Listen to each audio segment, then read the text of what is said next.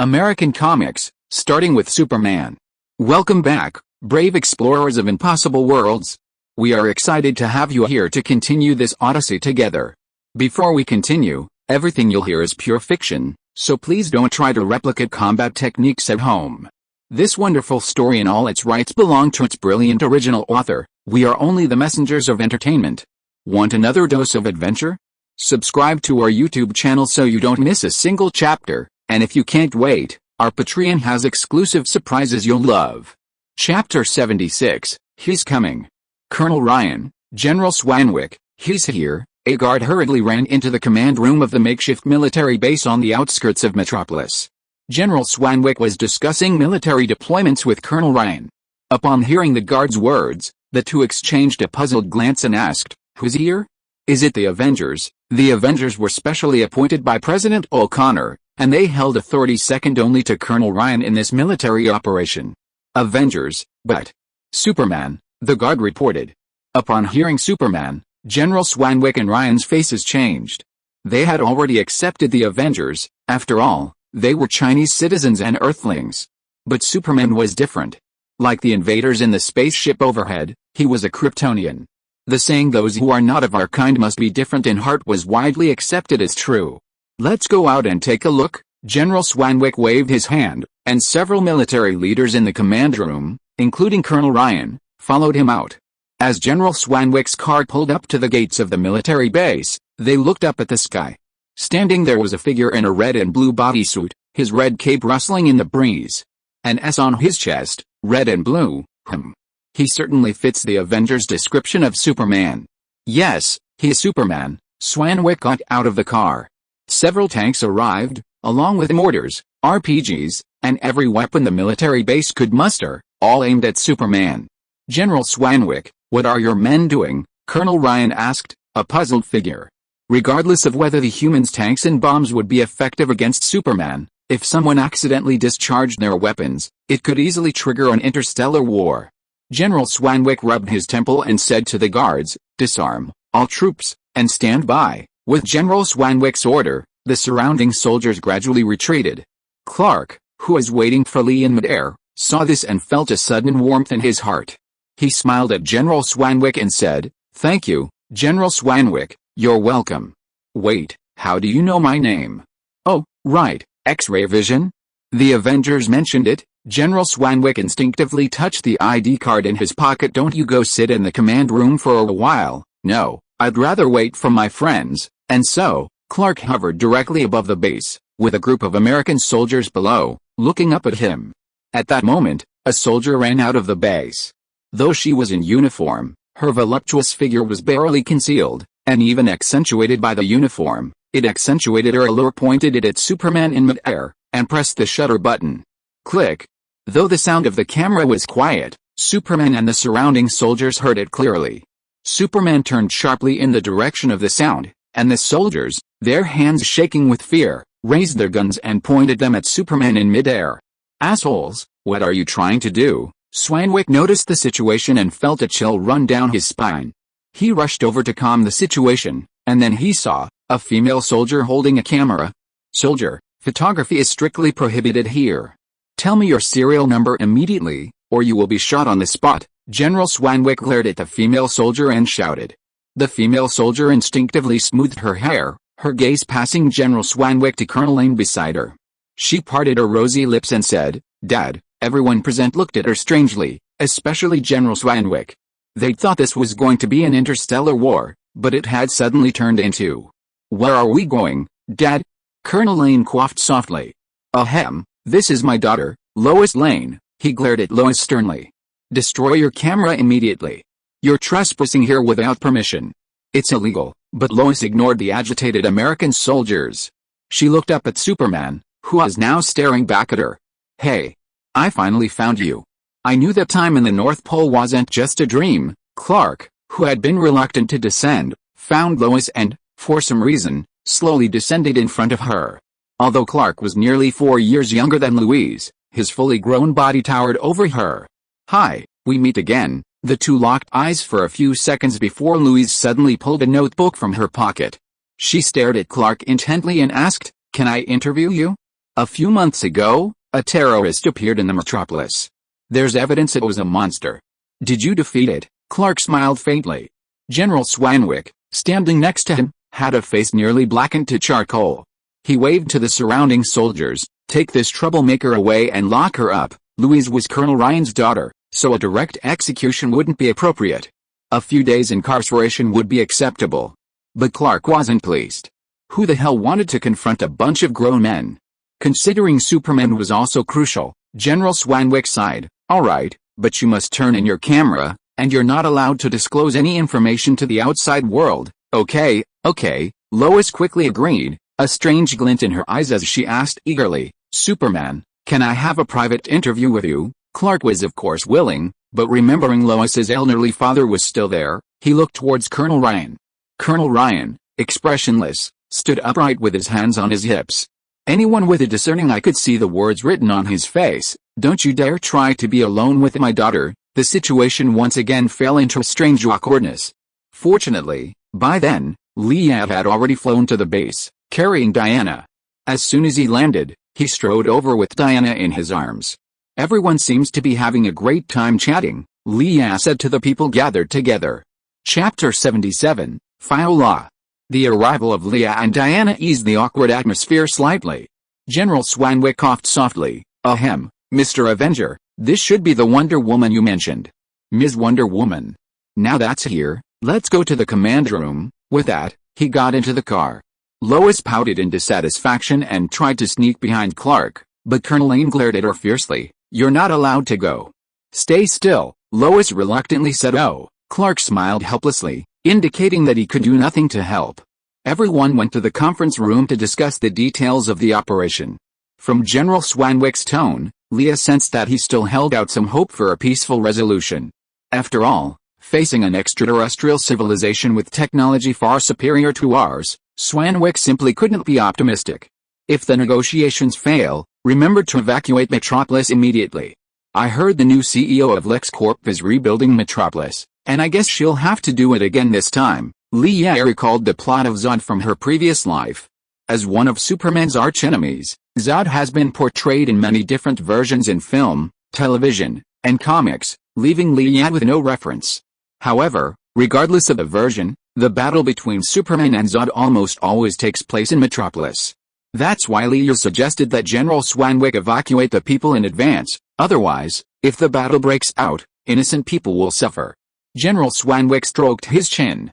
It's unlikely to affect Metropolis, Mr. Avenger.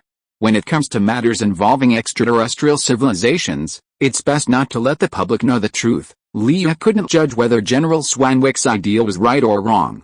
Anyway, the point had come to that point. If they really didn't want to listen, Leah couldn't force them.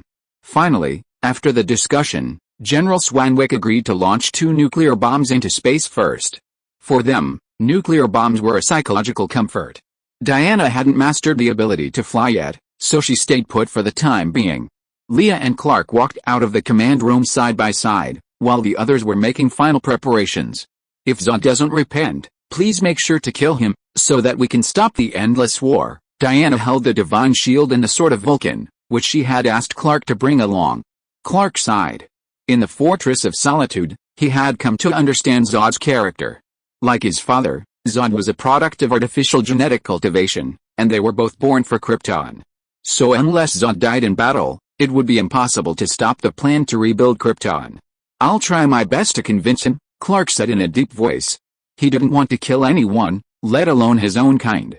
Leah left the kryptonite sword to Diana for safekeeping, because when he used the kryptonite sword, he needed to switch character cards. If he placed Diana's card in the main card slot, would he still be able to survive in the universe? Leah had no idea about this question.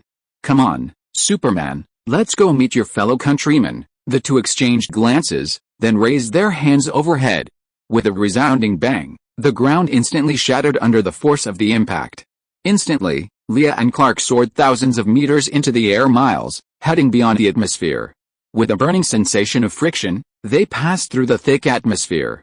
The air suddenly vanished, and a sudden feeling of decompression overtook them, as if they were about to explode. Pains ripped through their bodies.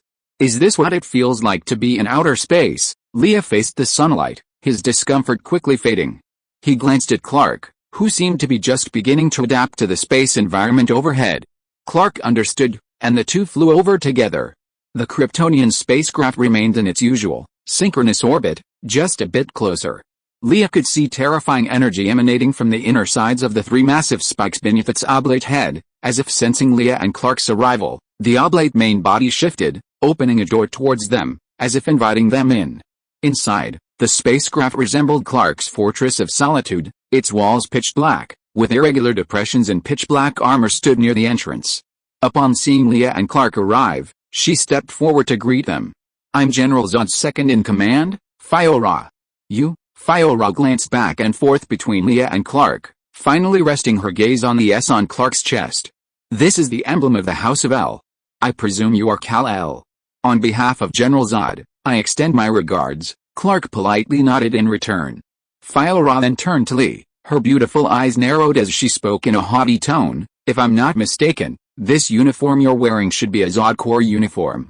You're not from Zod, and you don't look Kryptonian. Where did you get it?" From her gaze, Lee suspected she'd already roughly guessed the truth. Months ago, Zod received a message from Earth and sent two of his men to investigate. However, a long time passed, and the two men lost contact. Then, a standard Zod Corps uniform was found on another man. I found it inside Fyora's spaceship. I have to say, this uniform is truly impressive, Lee said with a smile, not shying away from the other man's gaze. Fyora. Where's she? Fyora's tone grew colder. General Zod had already arrived on Earth, and the fact that his two loyal soldiers hadn't immediately spoke volumes. Revenge for them, Lee said, secretly wary of a sudden attack.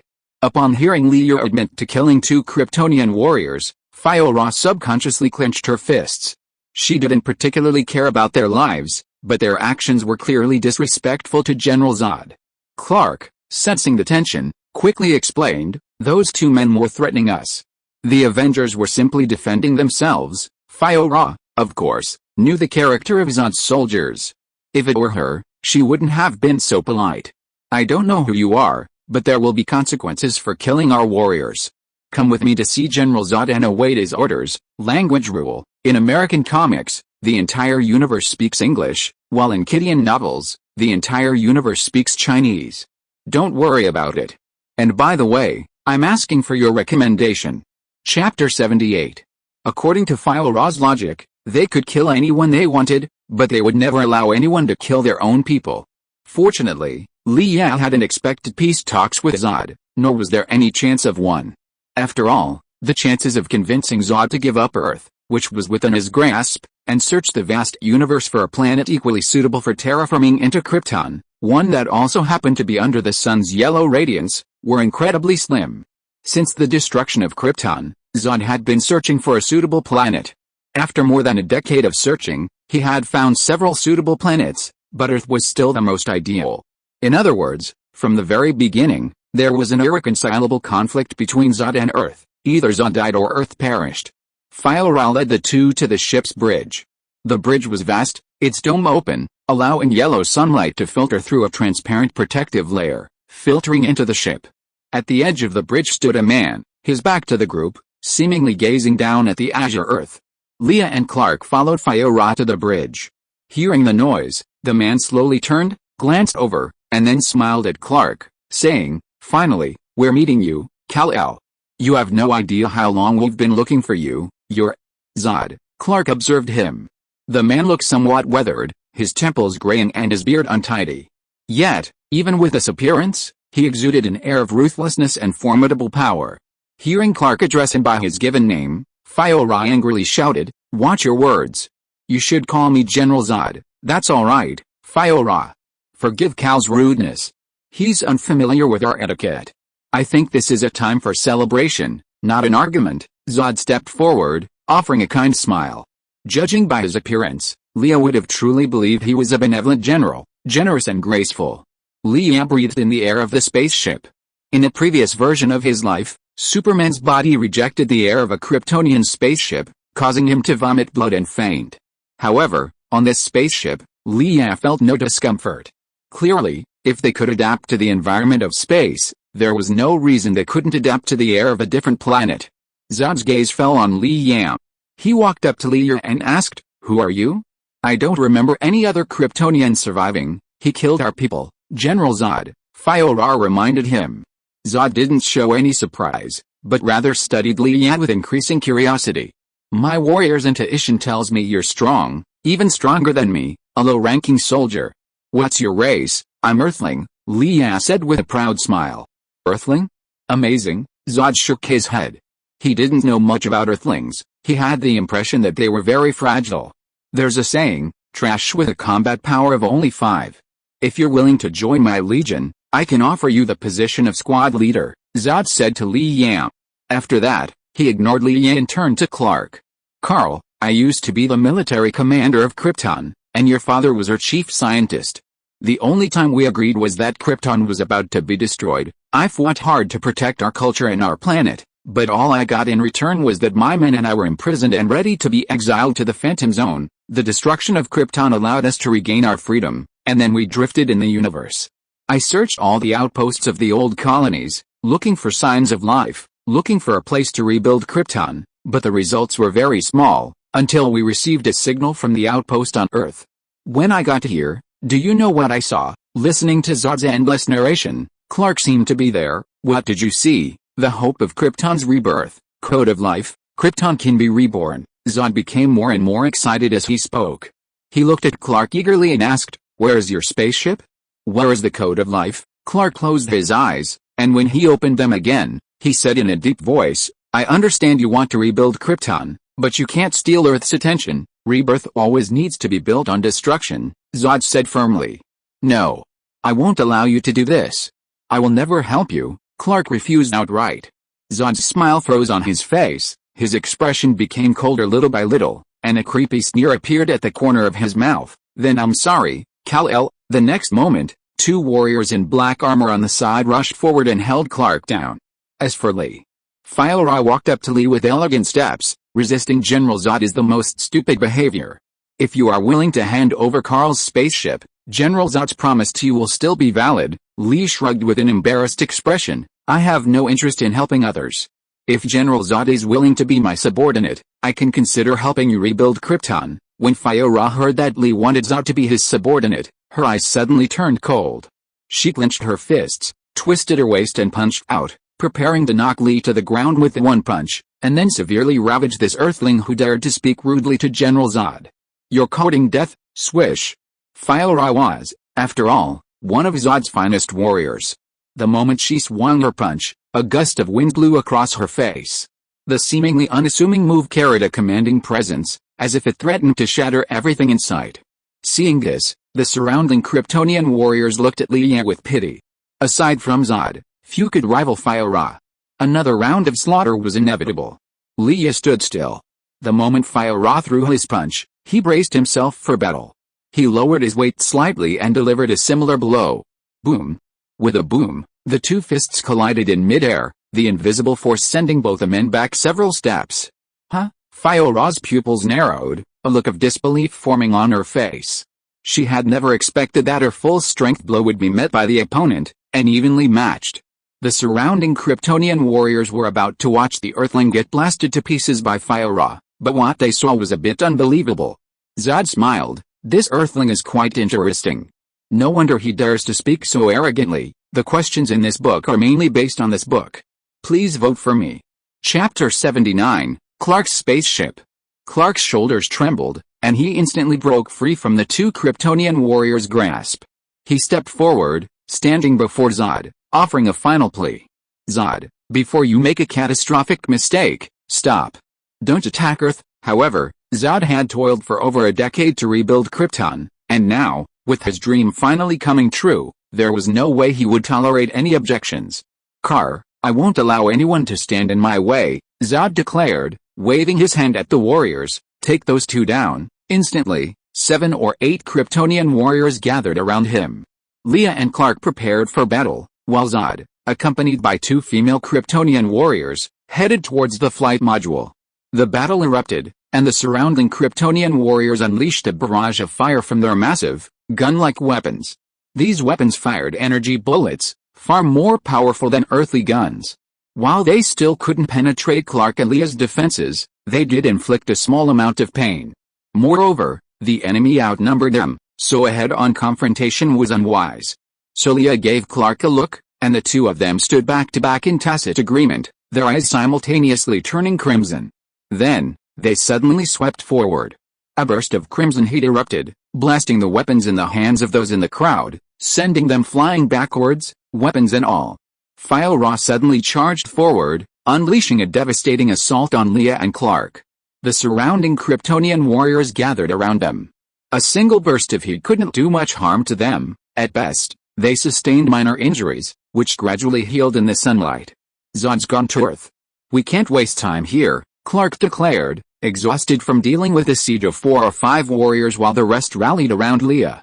Fire, in particular, seemed to harbor a grudge against Leah, abandoning Clark to focus on Leah's side.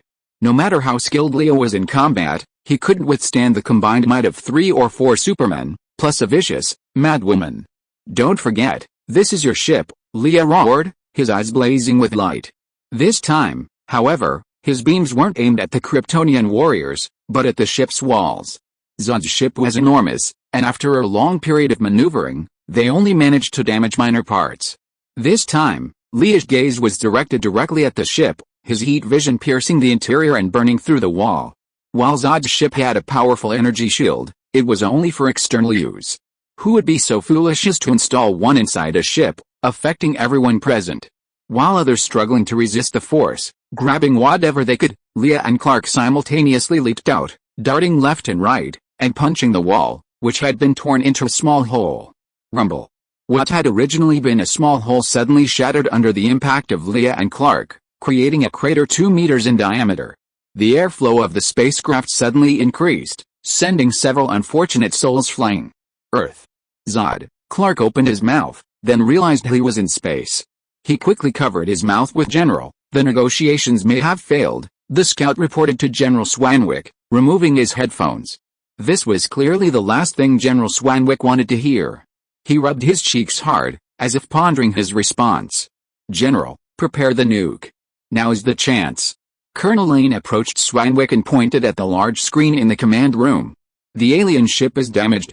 Now is the perfect time to take it down, Colonel Lane's words reassured General Swanwick.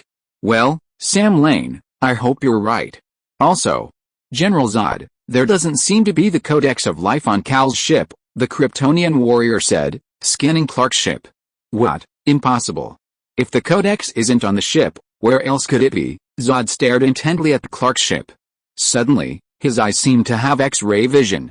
He was stunned, but soon realized it was a bonus to being exposed to the yellow sun. Although their exposure to sunlight was brief, Zod, a natural military commander, had spent his life training and honing his senses of life. It really isn't in here. Kal-El, realizing the Book of Life was gone, Zod roared to the heavens in anger. Suddenly, the top of the aircraft was struck violently. 2 people, one in front and one behind, smashed through the roof and burst in. It was Clark and Leah. The aircraft shook violently, and Zod saw Clark appear before him, his eyes cold. Where's the Book of Life, Cal? I won't let you get the Book of Life. Clark slowly floated into the air, his body ignoring the swaying of the aircraft. He stood in midair, like a god descending from heaven, and charged towards Zod. Boom! The underside of the craft was pierced, and Clark sent Zod flying. The 2 men engaged in a mid-air tussle, exchanging blows and sonic booms. Fortunately, Zod couldn't yet fly, giving Clark a significant advantage in the air. With Clark's departure, only Leah and 2 other female Kryptonian warriors remained in the craft.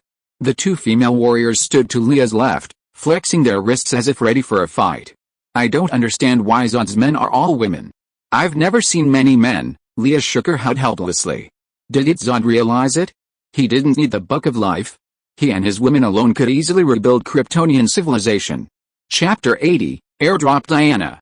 Nuclear launch ready. 5, 4, 3, 2, 1, launch. The nuclear weapon had been authorized by the highest levels of the American government, so General Swanwick and Colonel Lane simply inserted the key into the control console. As the countdown ended, they simultaneously twisted the key and pressed the launch button. The weapon launched, aiming directly at the Kryptonian ship in space. However, the Kryptonian ship remained silently hovering, seemingly unaware of the danger. 10 minutes later, the weapon approached the Kryptonian ship, and everyone in the command room stared intently at the large screen. Despite the Avengers' assertions that the weapon couldn't cause much damage to the Kryptonian ship, the weapon's immense power was deeply enshrined in everyone's minds. Almost everyone, including General Swanwick, hoped for a miracle. Just a few minutes later, the weapon successfully impacted the Kryptonian ship. The entire screen suddenly erupted in a fiery blaze, and a powerful shockwave rippled through the air. The blast resembled a sudden explosion of light, like a brilliant firework blooming in the vastness of space. There was no sound in space, but watching the scene before them, one could still sense the earth-shattering explosion, a shock so powerful it was silent and powerful it was louder than anything. Yes, everyone in the command room cheered. To them, a direct hit from a nuclear weapon would surely result in annihilation. As the light gradually faded, Swanwick and Colonel Lane took a step forward, their faces glued to the screen. How is it? How is it? I think I see something. Oh my God. That spaceship. On the big screen, the surface of the Kryptonian spaceship was enveloped in a pale blue curtain of light. Under the impact of the nuclear bomb's detonation, ripples formed on the curtain like the surface of water. As expected, while nuclear bombs are the ultimate weapon for modern humans, to the Kryptonians, whose technological level far surpasses ours, human nuclear bombs are like medieval cannons. They've defended against the nuclear bomb. General, do you want another one? The technician inquired. General Swanwick shook his head. No need. Evacuate Metropolis immediately.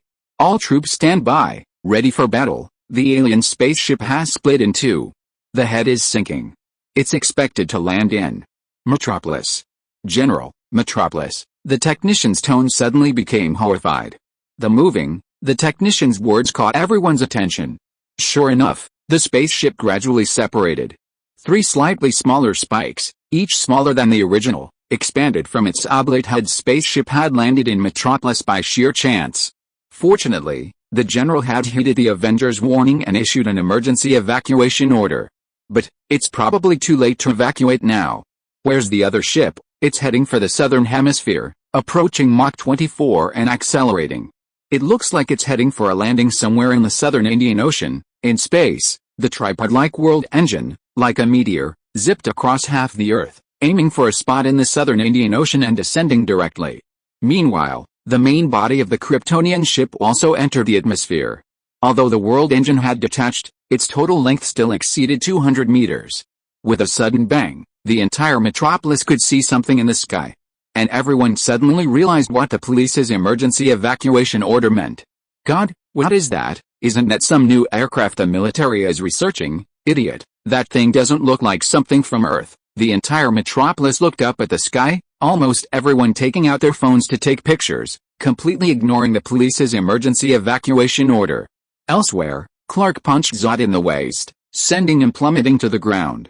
Wind whistled in his path, like a sharp knife cleaving the ground in two. I will not allow you to destroy the Earth, Clark roared in fury, each word punctuated by a powerful blow to Zod's face, shattering the very ground.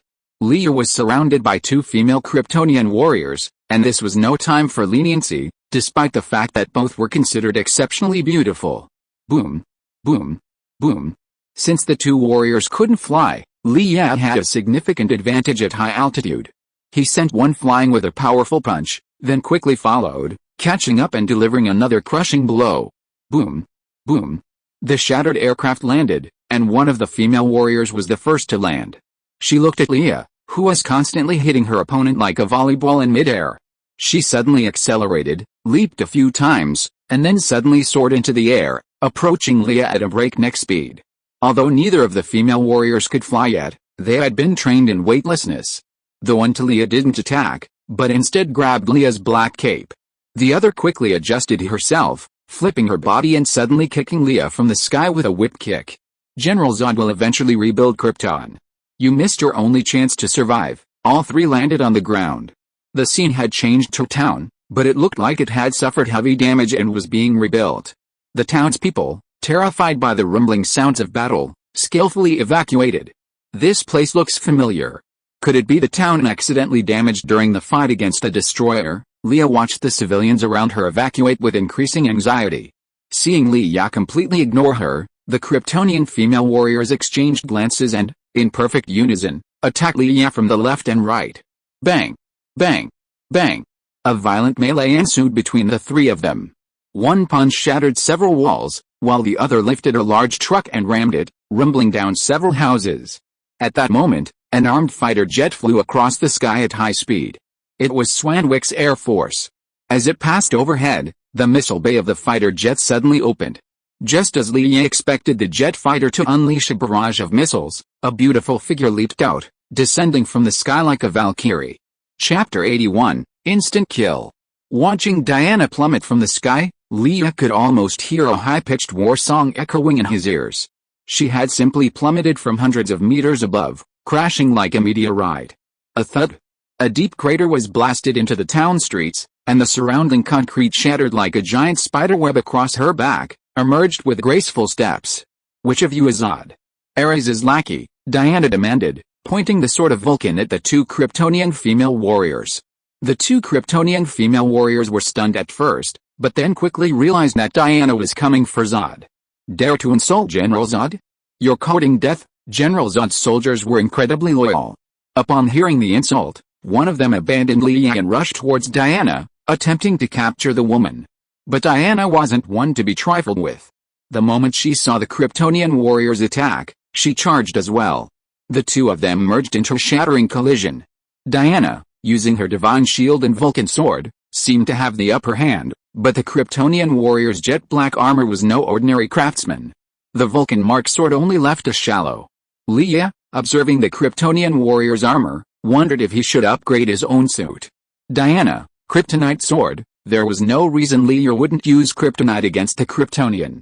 Hearing Leah's cry, Diana distanced herself from the Kryptonian warrior, thrusting her Vulcan sword into the ground before reaching out and drawing the kryptonite longsword from behind shimmering green light.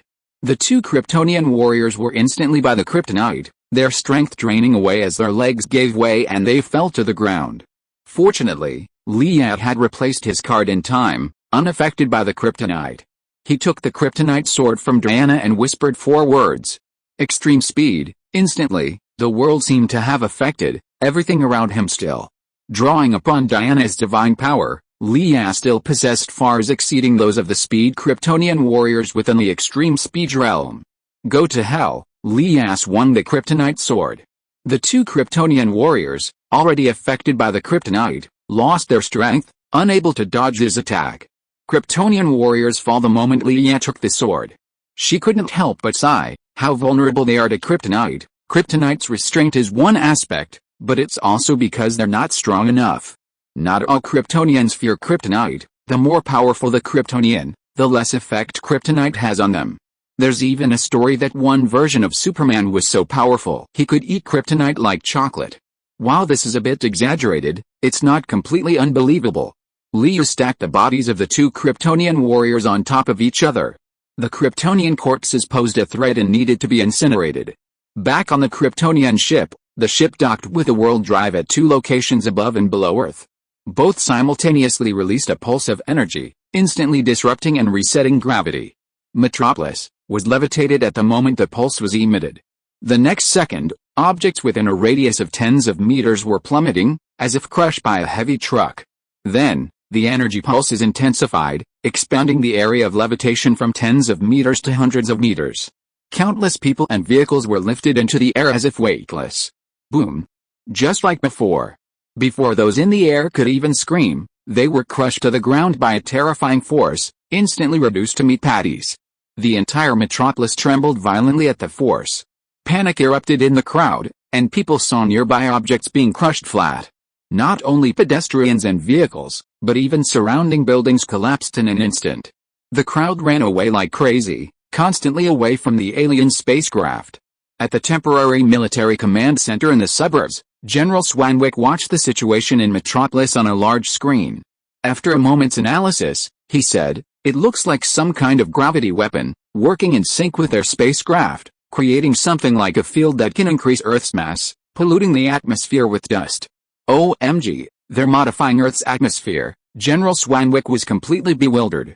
"Can you explain it in some language I can understand?" Dr. Hamilton shrugged helplessly and had to explain again. "Simply put, The fragments from the alien spacecraft are a planetary terraforming project, by modifying Earth's gravity, atmosphere, and topography, and then transforming our planet into Krypton, General Swanwick finally realized. Yes, Krypton, Dr. Hamilton said. General Swanwick frowned. The Avengers said that if they transform our planet into Krypton, we'll all be doomed because we can't adapt to the Kryptonian environment. General, the armed forces have been dispatched, targeting the alien spacecraft in Metropolis, the technician reported as soon as he received the information. Yes, attack the alien spacecraft with all our might.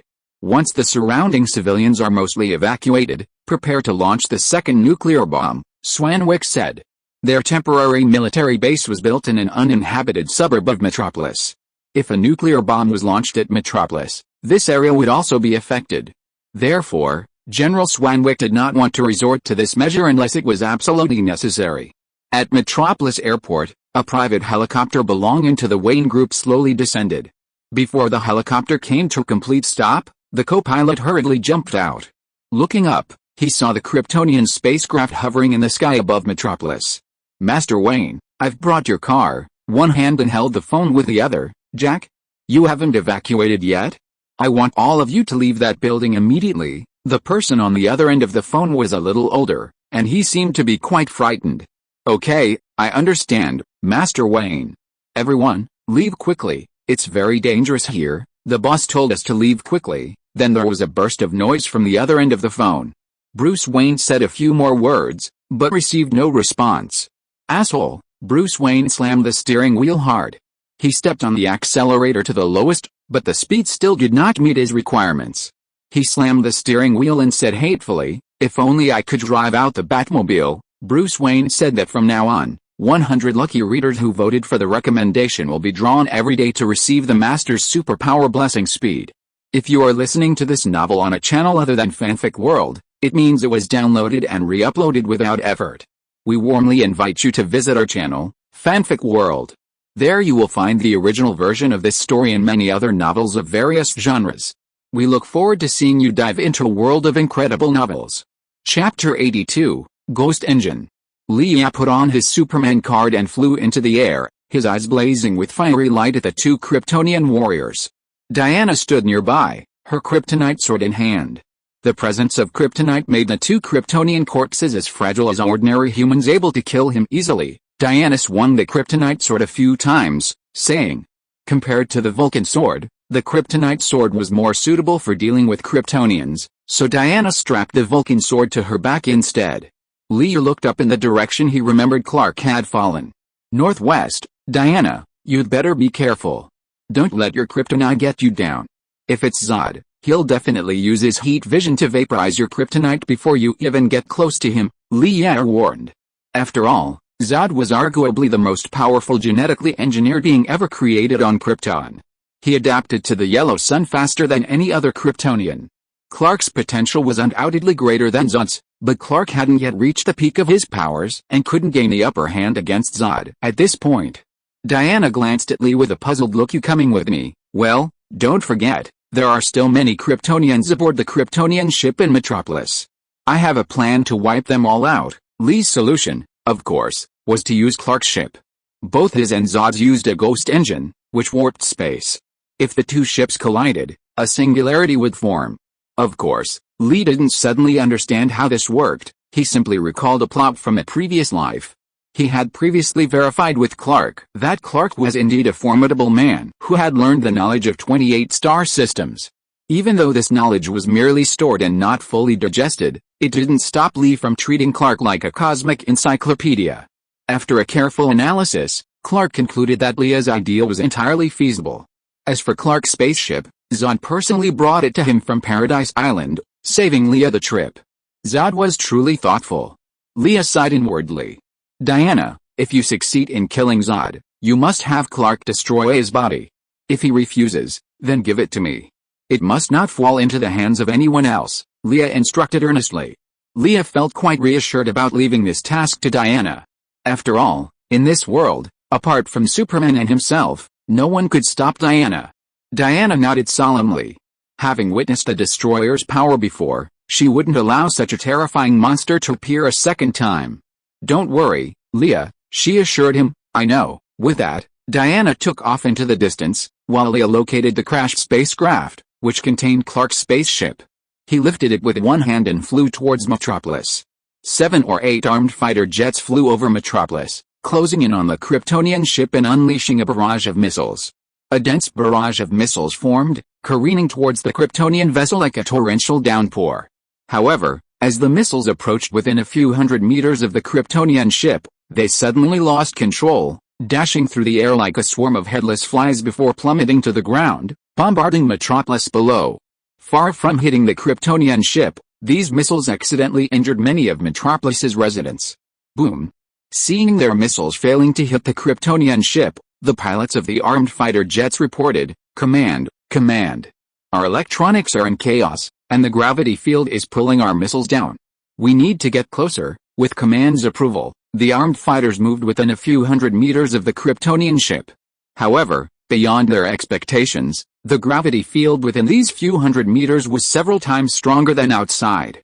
Suddenly, all the instruments on the armed fighters began to malfunction, as if an invisible hand had grabbed everyone hold of them, desperately pulling them towards the ground.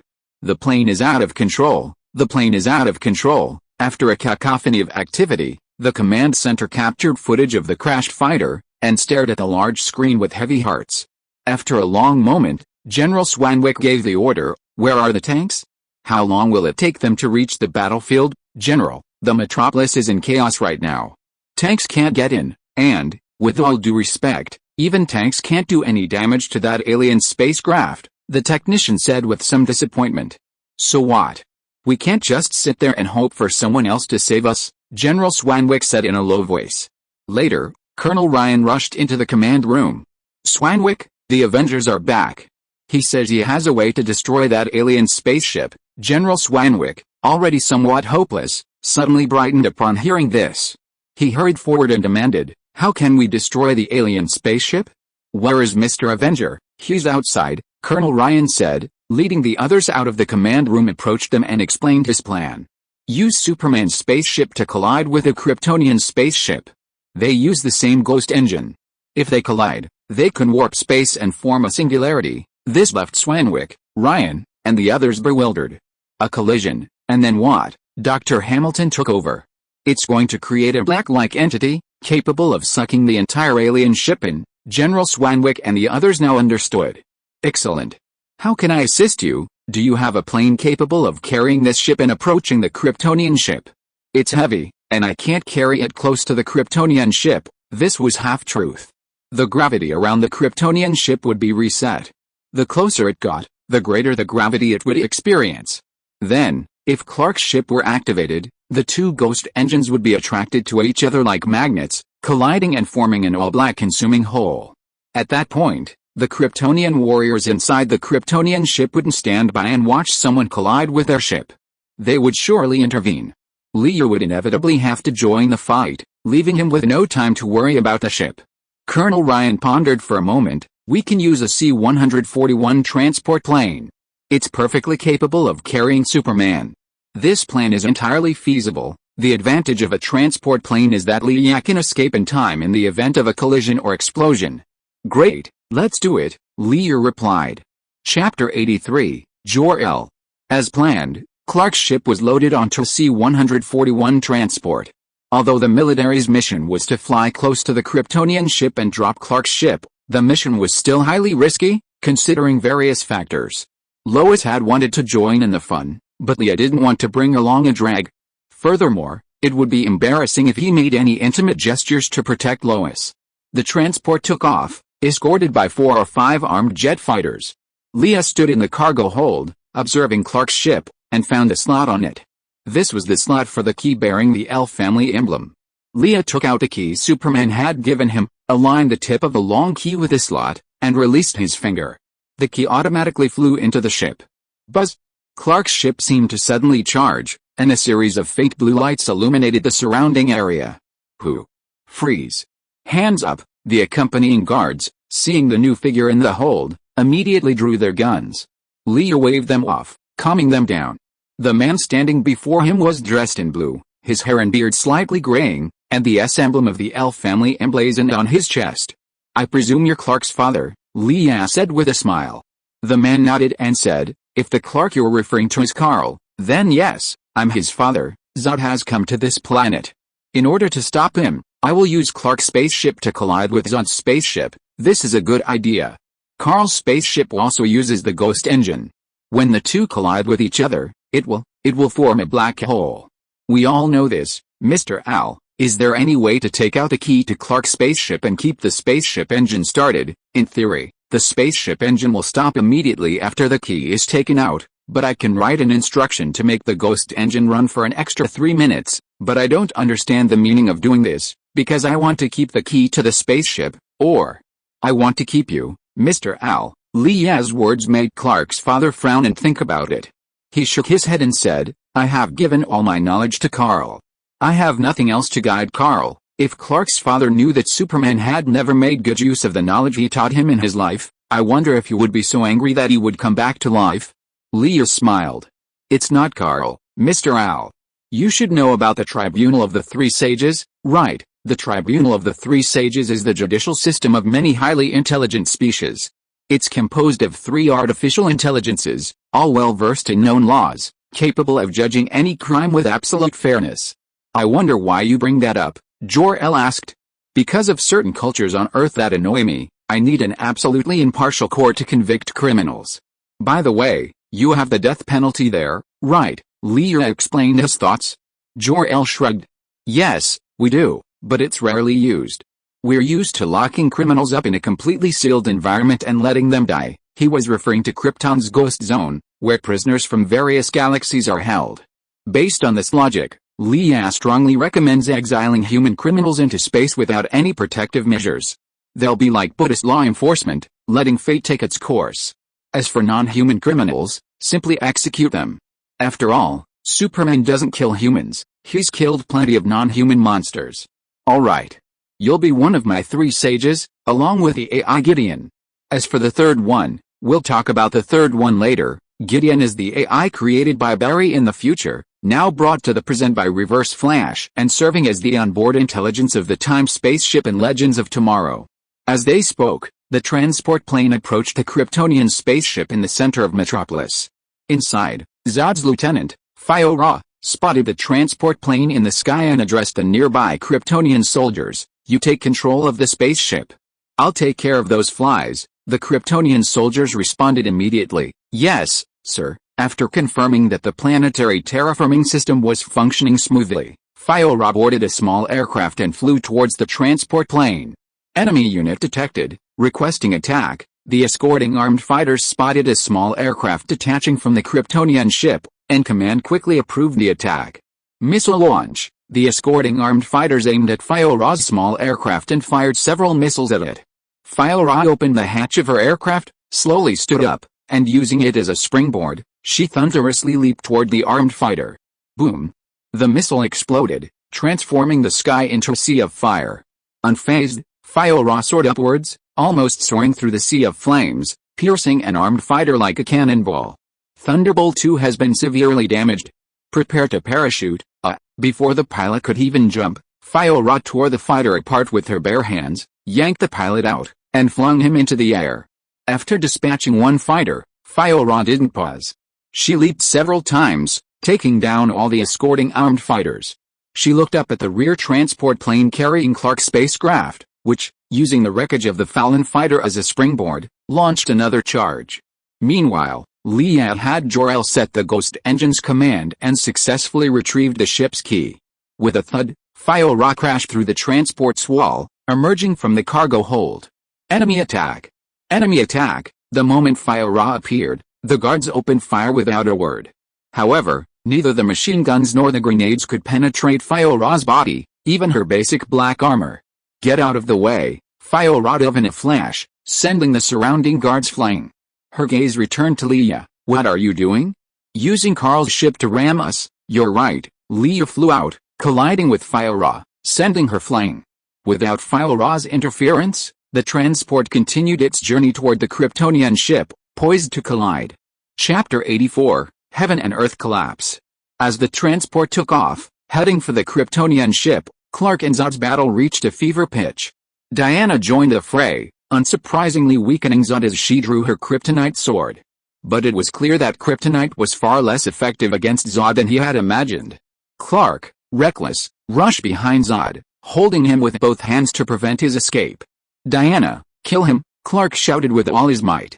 While he loathed the violence of his own kind, he was even more unwilling to respond to see Zod slaughter hundreds of millions of people to rebuild Krypton. Diana, raising her kryptonite sword and stabbing Zod. "Cal. I exist solely to protect Krypton. Everything I do, no matter how cruel or violent, is for the people of Krypton. Can you truly bear to see Krypton completely destroyed?" Zod tried to wriggle free of Clark's hands, but he failed, and he shouted fiercely. Clark's heart trembled at his words, and Zod seized the moment Clark relaxed and delivered a fierce elbow strike to his weak spot. "I'll sacrifice everything to restore Krypton," Zod roared, using all his strength to throw Clark over his shoulder towards Diana. "I'm sorry, Diana, I was careless," Clark sighed in remorse. Diana shook her head in understanding. After all, this was a matter involving her own people, and as an outsider, she couldn't blame Clark for anything. "Chase him. He's getting away." With that, the two men simultaneously gave chase. Clark's flying speed outran Zod's. Boom! The metal wall of the building shattered, countless glass raining down. Clark flew straight towards the building. The next second, two parallel beams of blazing heat shot out from the building in front of them, slicing it in half. The entire building gradually collapsed, countless pieces of debris flying out of the windows. The panicked crowd below suddenly stopped, looking up at the collapsing building. "Zod!" Clark roared angrily. The building was about to collapse. The entire structure was shattered by Zod's heat vision, and it collapsed like a landslide. On the street below, a car traveling the wrong way, dodging the seemingly apocalyptic disaster, finally reached the Wayne Enterprises building. Looking up, he saw the building shattered into pieces, rumbling down from the sky. "No, no, no, Jack. Did you escape? Jack, tell me you did," Bruce Wayne, dressed in a suit, shouted, holding up the phone. Man on the other end of the line trembled. "Master Wayne. We're trapped in this elevator. God, the world is tilting. May the Lord be with us." Before he could finish his words, the line was drowned out by a cacophony of cries. Then, huge chunks of concrete shattered and fell to the ground, injuring countless people. The scene around him was like hell. Bruce Wayne dodged the falling rocks when he suddenly saw a solitary little girl crying. Above her head, a thick concrete wall was crashing down. Seeing a delicate girl on the verge of death, Bruce Wayne gritted his teeth and dashed forward. Just as the concrete wall was about to fall, he darted in and saved the girl. It was a close call. Woo woo woo, the little girl, having survived, sobbed into Wayne's arms. Bruce Wayne comforted her, saying, "Don't cry, it's okay. Don't cry, tell me, where are your parents?" He wanted to take the adorable girl to her parents, but the mention of her parents only intensified her tears. She stretched out her delicate little hand and pointed at the collapsing building before her. Boom! A thunderous explosion echoed in the sky. Bruce Wayne, holding the little girl, looked up at the sky. He saw two figures grappling in the air. Each blow sent a deafening roar, sending shockwaves through the surrounding buildings, destroying countless structures. "This, Carl. It's either you or me." Zod lifted a massive I-beam and swung it at Clark. Clark's gaze fixed on the I-beam in Zod's hand, his eyes blazing with a fiery ray that instantly melted the steel. Zod's swing missed, and he quickly stepped forward, sending Clark flying with a backhanded hammer. He flung the half-broken I-beam aside and stepped toward Clark. "Carl, I've been trained as a warrior my entire life, constantly honing my senses. And what about you? Where did you train?" "On a farm." The next moment, Zod roared in anger and violently tore free of his black armor. On Earth, his body was far stronger than heavy armor. Therefore, his armor, far from providing effective protection, would actually hinder his movements. The jet black armor was shed, revealing Zod's Legionnaire's uniform, the Zod family crest emblazoned on his chest. Being ridiculed for growing up on a farm, Clark's eyes blazed with fury. Zod met his gaze fearlessly. Two beams of heat vision converged in midair, instantly heating the air even more intensely. Boom! Smoke billowed in the air, and the two men clashed once again. Meanwhile, the transport plane carrying Clark's ship suddenly erupted in sparks and lightning. As it approached the Kryptonian ship, both activated their ghost engines, and their energy field gradually synchronized as they approached, attracting each other. No, Zod's eyes bulged at the sight. With his awakened clairvoyance, he could of course see through the transport plane's contents. Clark's ship trembled violently, as if pulling it towards Zod's. No. Stop. Stop, Zod roared frantically, desperately flying towards the transport plane, determined to prevent this from happening. Please vote for me. Chapter 85, We Win. Zod now rushed madly towards the transport. If the two ships collided, his plan to revive Krypton would be ruined. Clark followed closely behind, throwing himself on Zod to prevent him from reaching the transport. Cal, if that ship is destroyed, Krypton is finished, Zod desperately tried to shake Clark off. Krypton is already finished. I can't let you destroy Earth again. Clark held on to Zod tightly as the two figures slowly fell from the sky. I'm going to kill you, Carl. Zod madly struck Clark's vital points. As Krypton's most powerful genetically engineered warrior, Zod knew countless ways to kill. He locked Clark's neck with his backhand, and with his free hand, he struck Clark's vital points, his spine, and waist, hammering down with frantic punch after punch. Bang! Bang! Bang! Clark's mouth bled, his neck nearly broken by Zod's twisting. Seeing the severity of his injuries, Zod suddenly released his grip and kicked Clark in the back. Bang! There was a loud explosion in the air, and a visible shockwave spread out. Clark, kicked by Zod, was sent flying. He knocked down 4 or 5 buildings before crashing to the ground, leaving a long, deep crater. Clark, are you okay? Diana arrived. Pain shot through his lower back, and he stumbled and fell to the ground again. Stop Zod. Otherwise, everything we've done will be in vain. Stop him. Clark struggled desperately to get up. His injuries were healing rapidly, but by the time he fully recovered, Zod would have already transformed Earth into Krypton. Thinking of this, Diana instinctively wanted to find Lee. Although Lee was close to Zod, Zod's lieutenant, Fyra, was also doing her best to stop him. Lee said, I can fly too. As long as I can control my divine power and defy gravity, I can fly too. Diana had tried to fly before, but when she failed, she stopped trying. Partly because she enjoyed the feeling of flying in Lee's arms, she felt her ability to fly wouldn't matter. But at this moment, Diana knew she had to step up. Furthermore, Lee had told her that stopping Zod and thwarting Ares' plot was her destiny. It was time to put an end to it. With this thought in mind, Diana drew her kryptonite sword, took a step, and after a quick sprint, suddenly leaped into the air. Diana waved her hands, her divine power erupting. Using all her might, she defied gravity and launched herself towards Zod.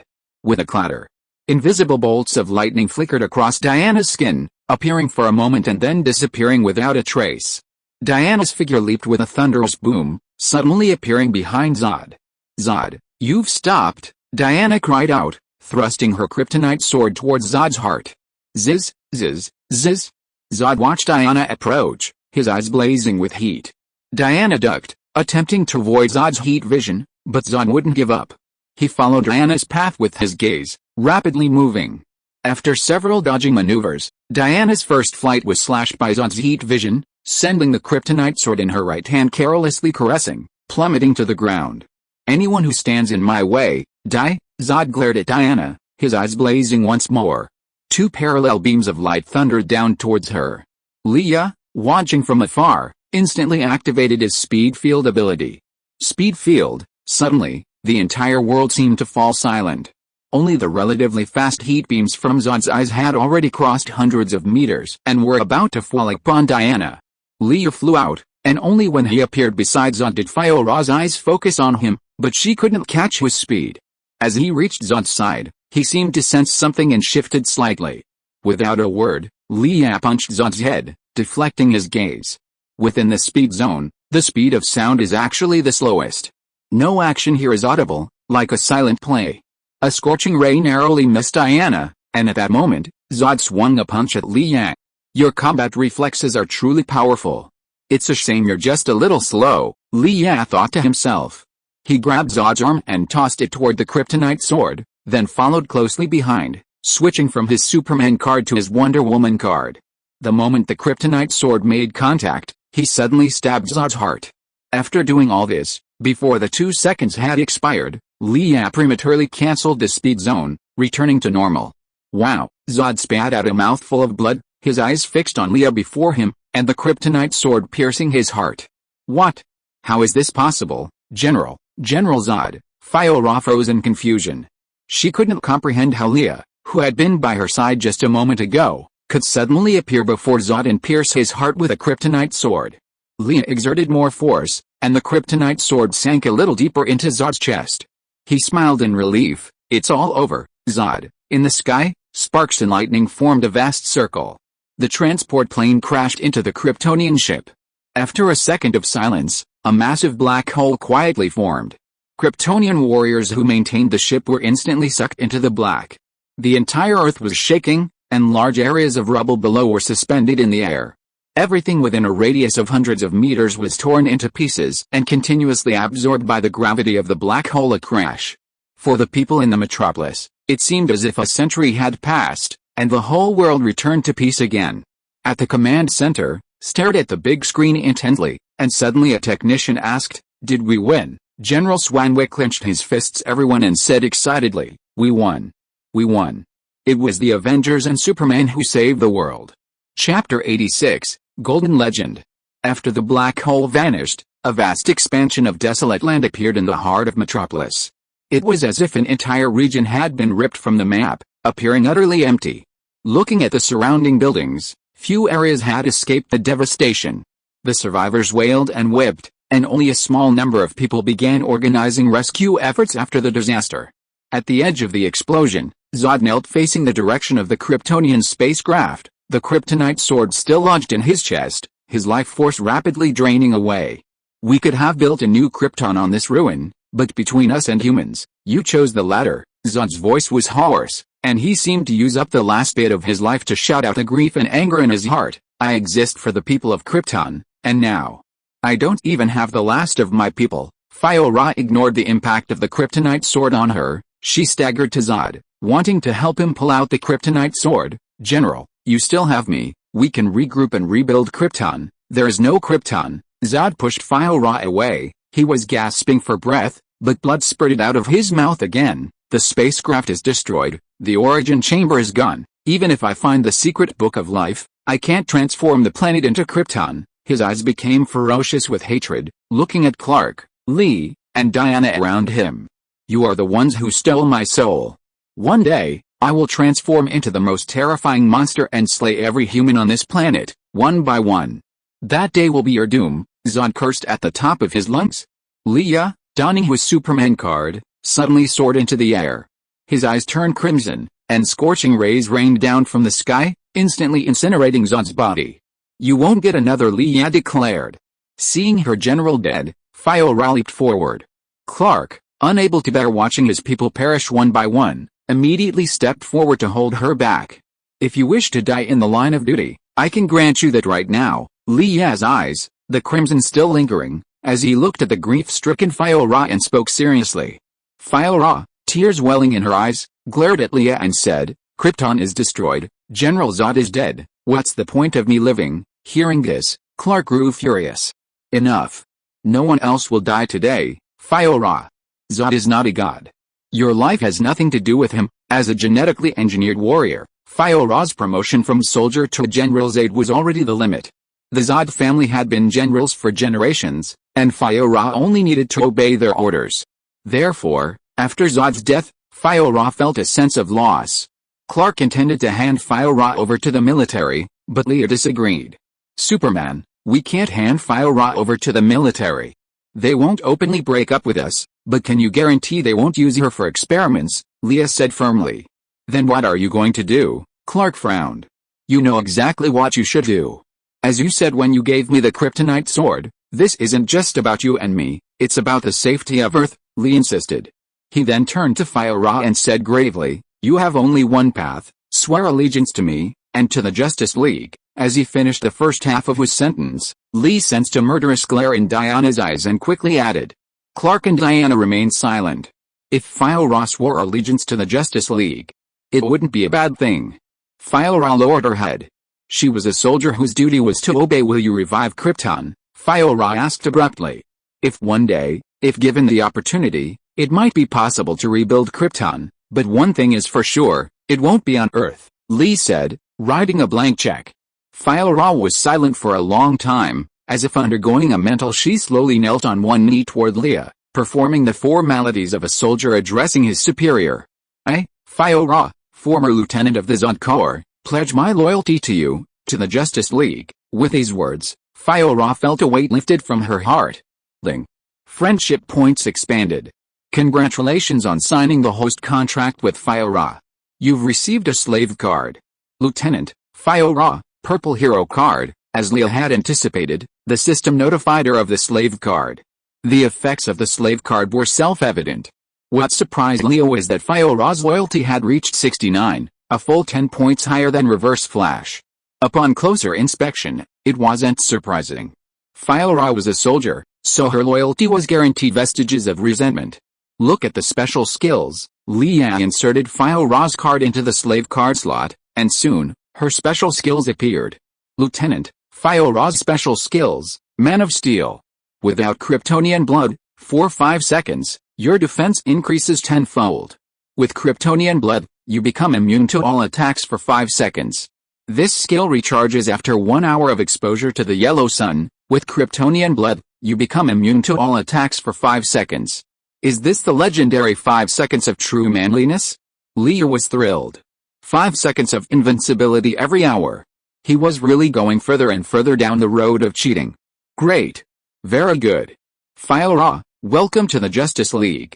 Of course, you're still an extra, but with hard work, one day you'll be a true member. Leah's gaze towards Fyora suddenly softened, with a hint of encouragement and expectation in it, which surprised Fyora. How could she have been so murderous just a moment ago, so suddenly transformed? Could there be some hidden rules? Diana glared at Leah, but Clark breathed a sigh of relief.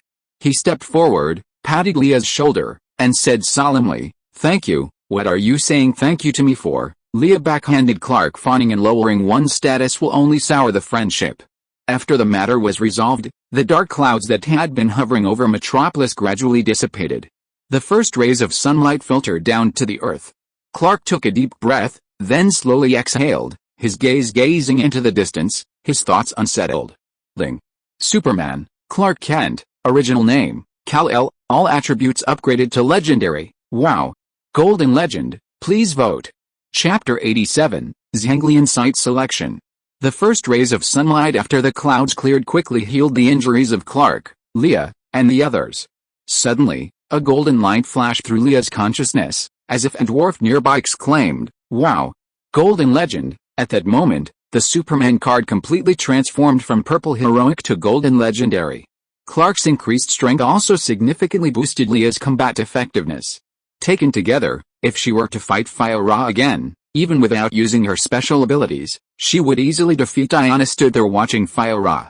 Leah and Clark flew to the South Indian Ocean to retrieve the World Drive. To prevent it from falling into Earthling hands, they hid it in Superman's Fortress of Solitude.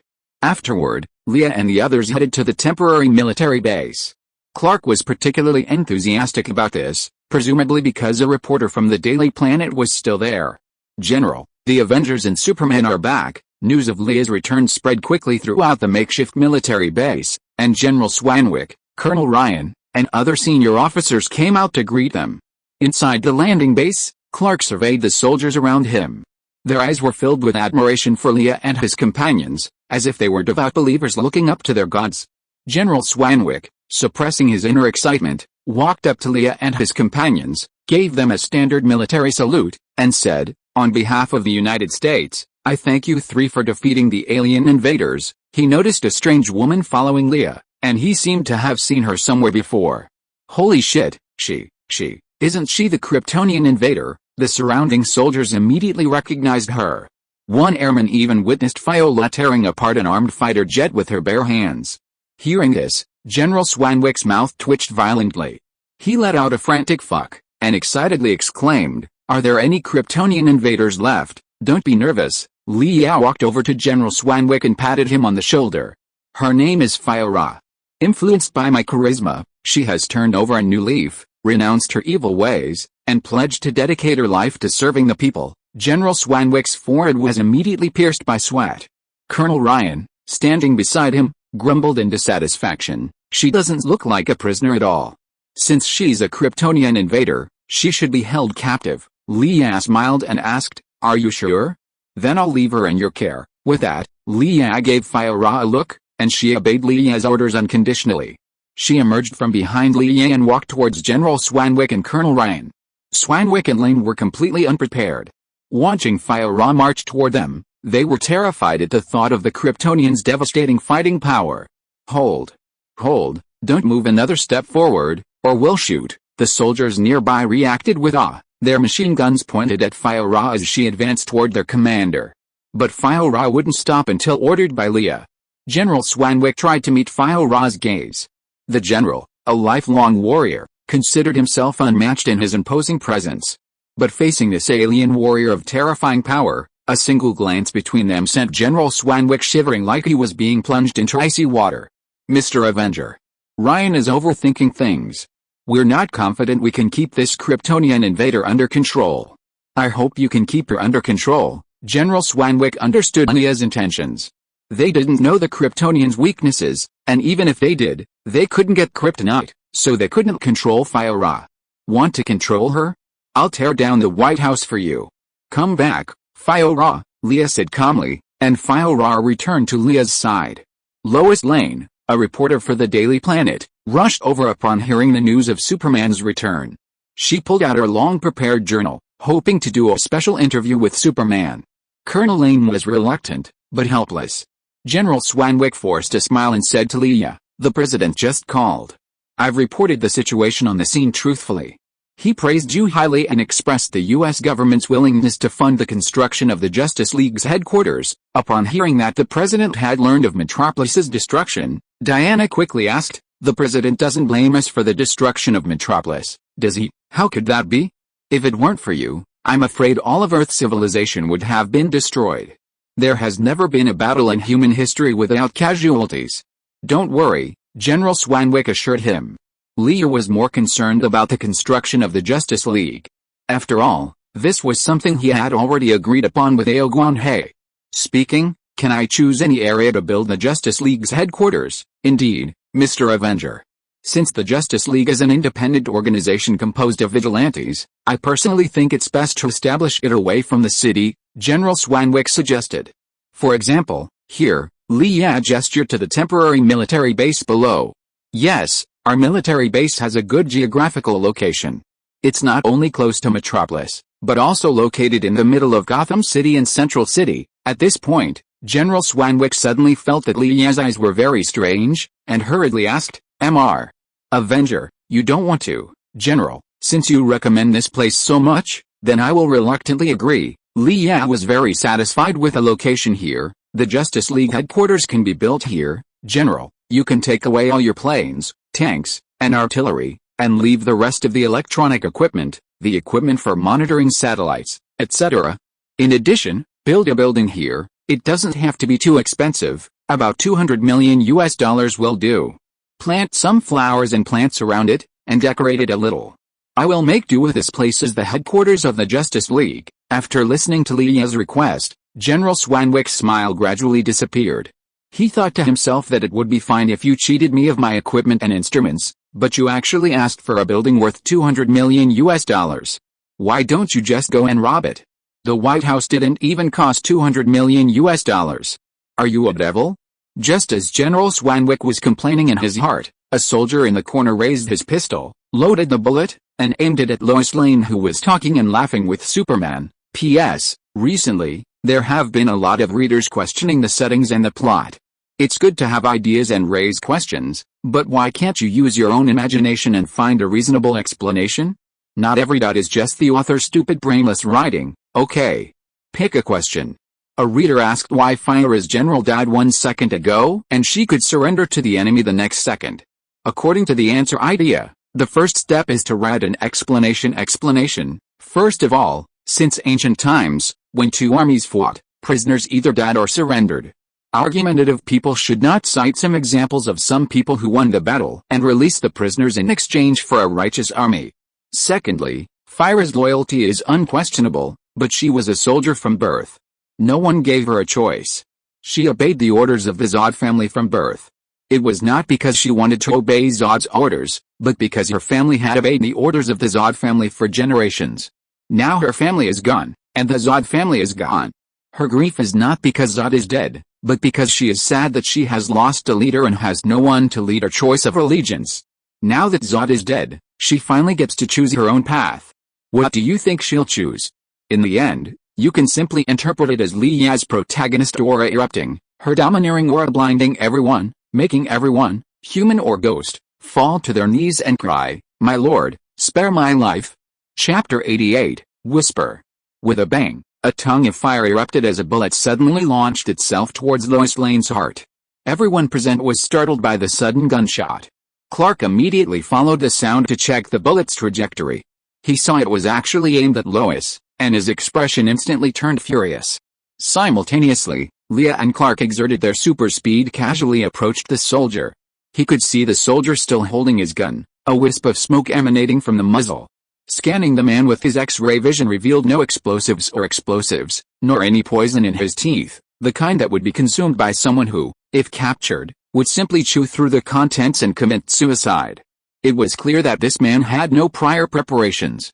Leah almost thought he had just had a fit of madness, trying to tease Superman. If he's a killer, he's an amateur, Leah concluded.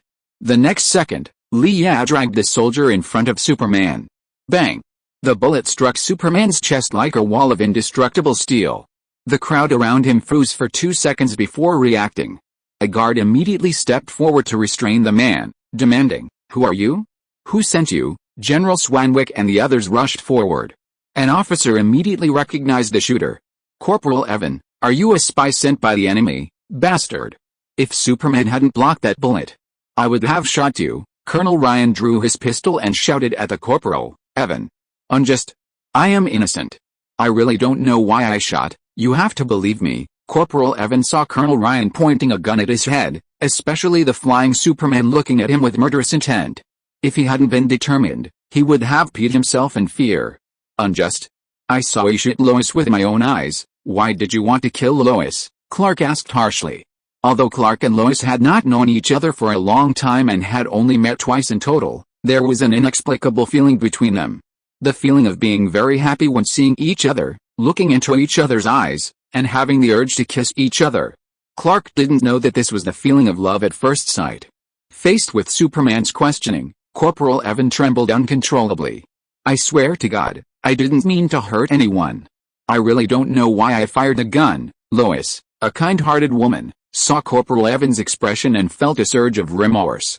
"Is he hiding something? Let me interrogate him with the lasso of truth." Anyone bound by the lasso of truth was bound to tell the truth without reservation.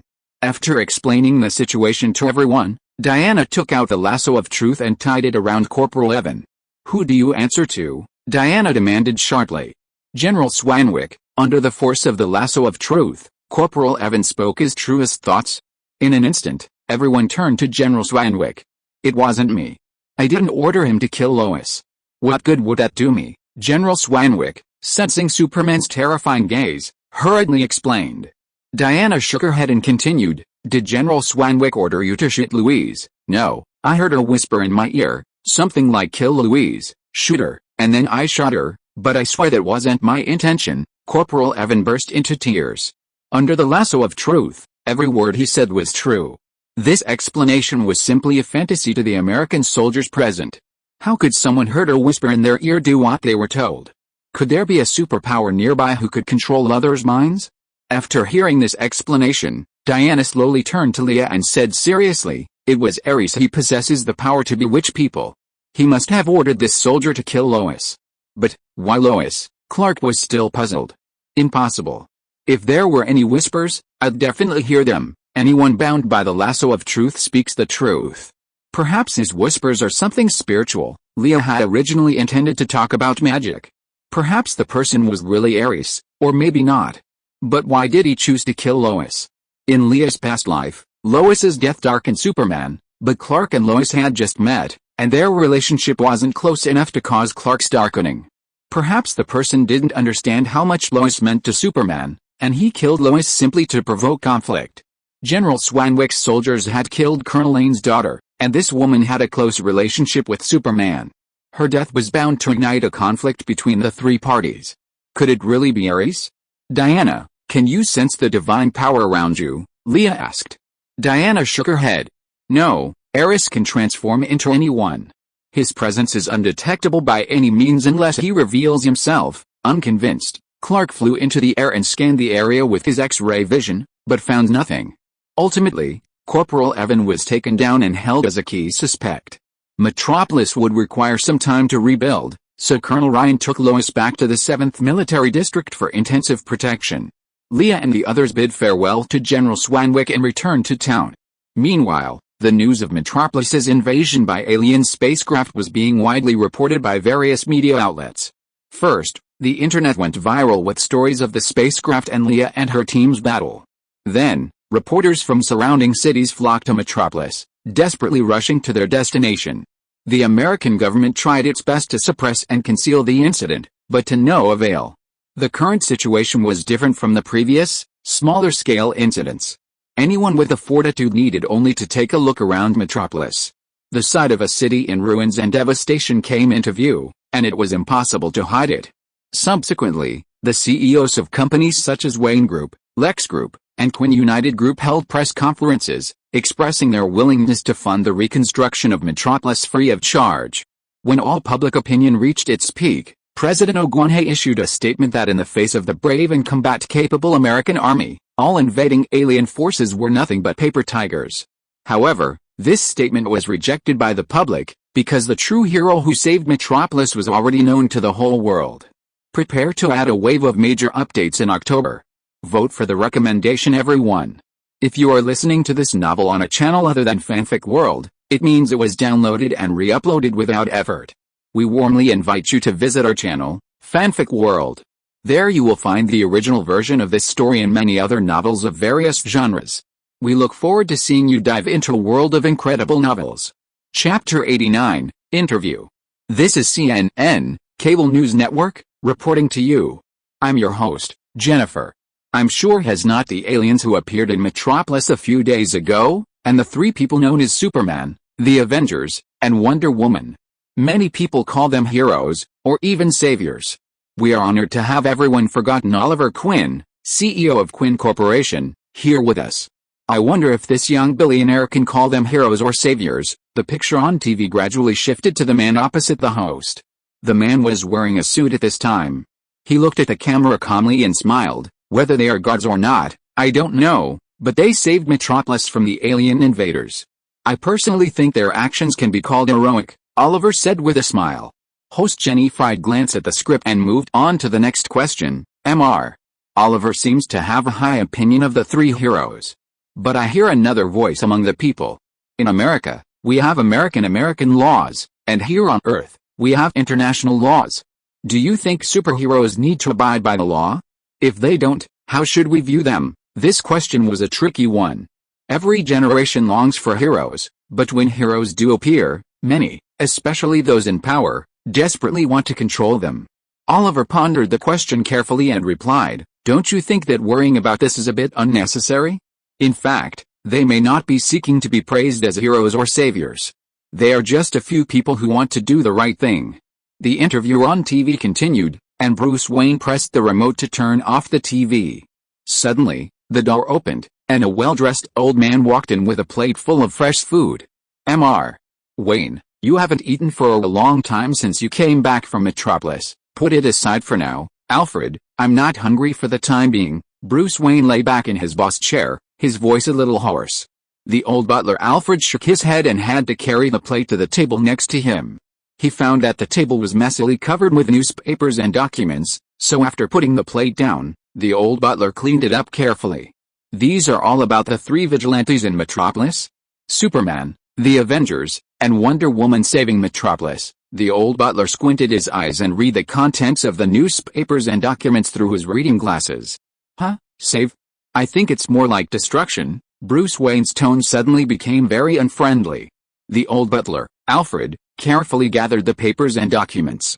But if it weren't for them, perhaps the entire Earth would be destroyed by now, Master Wayne.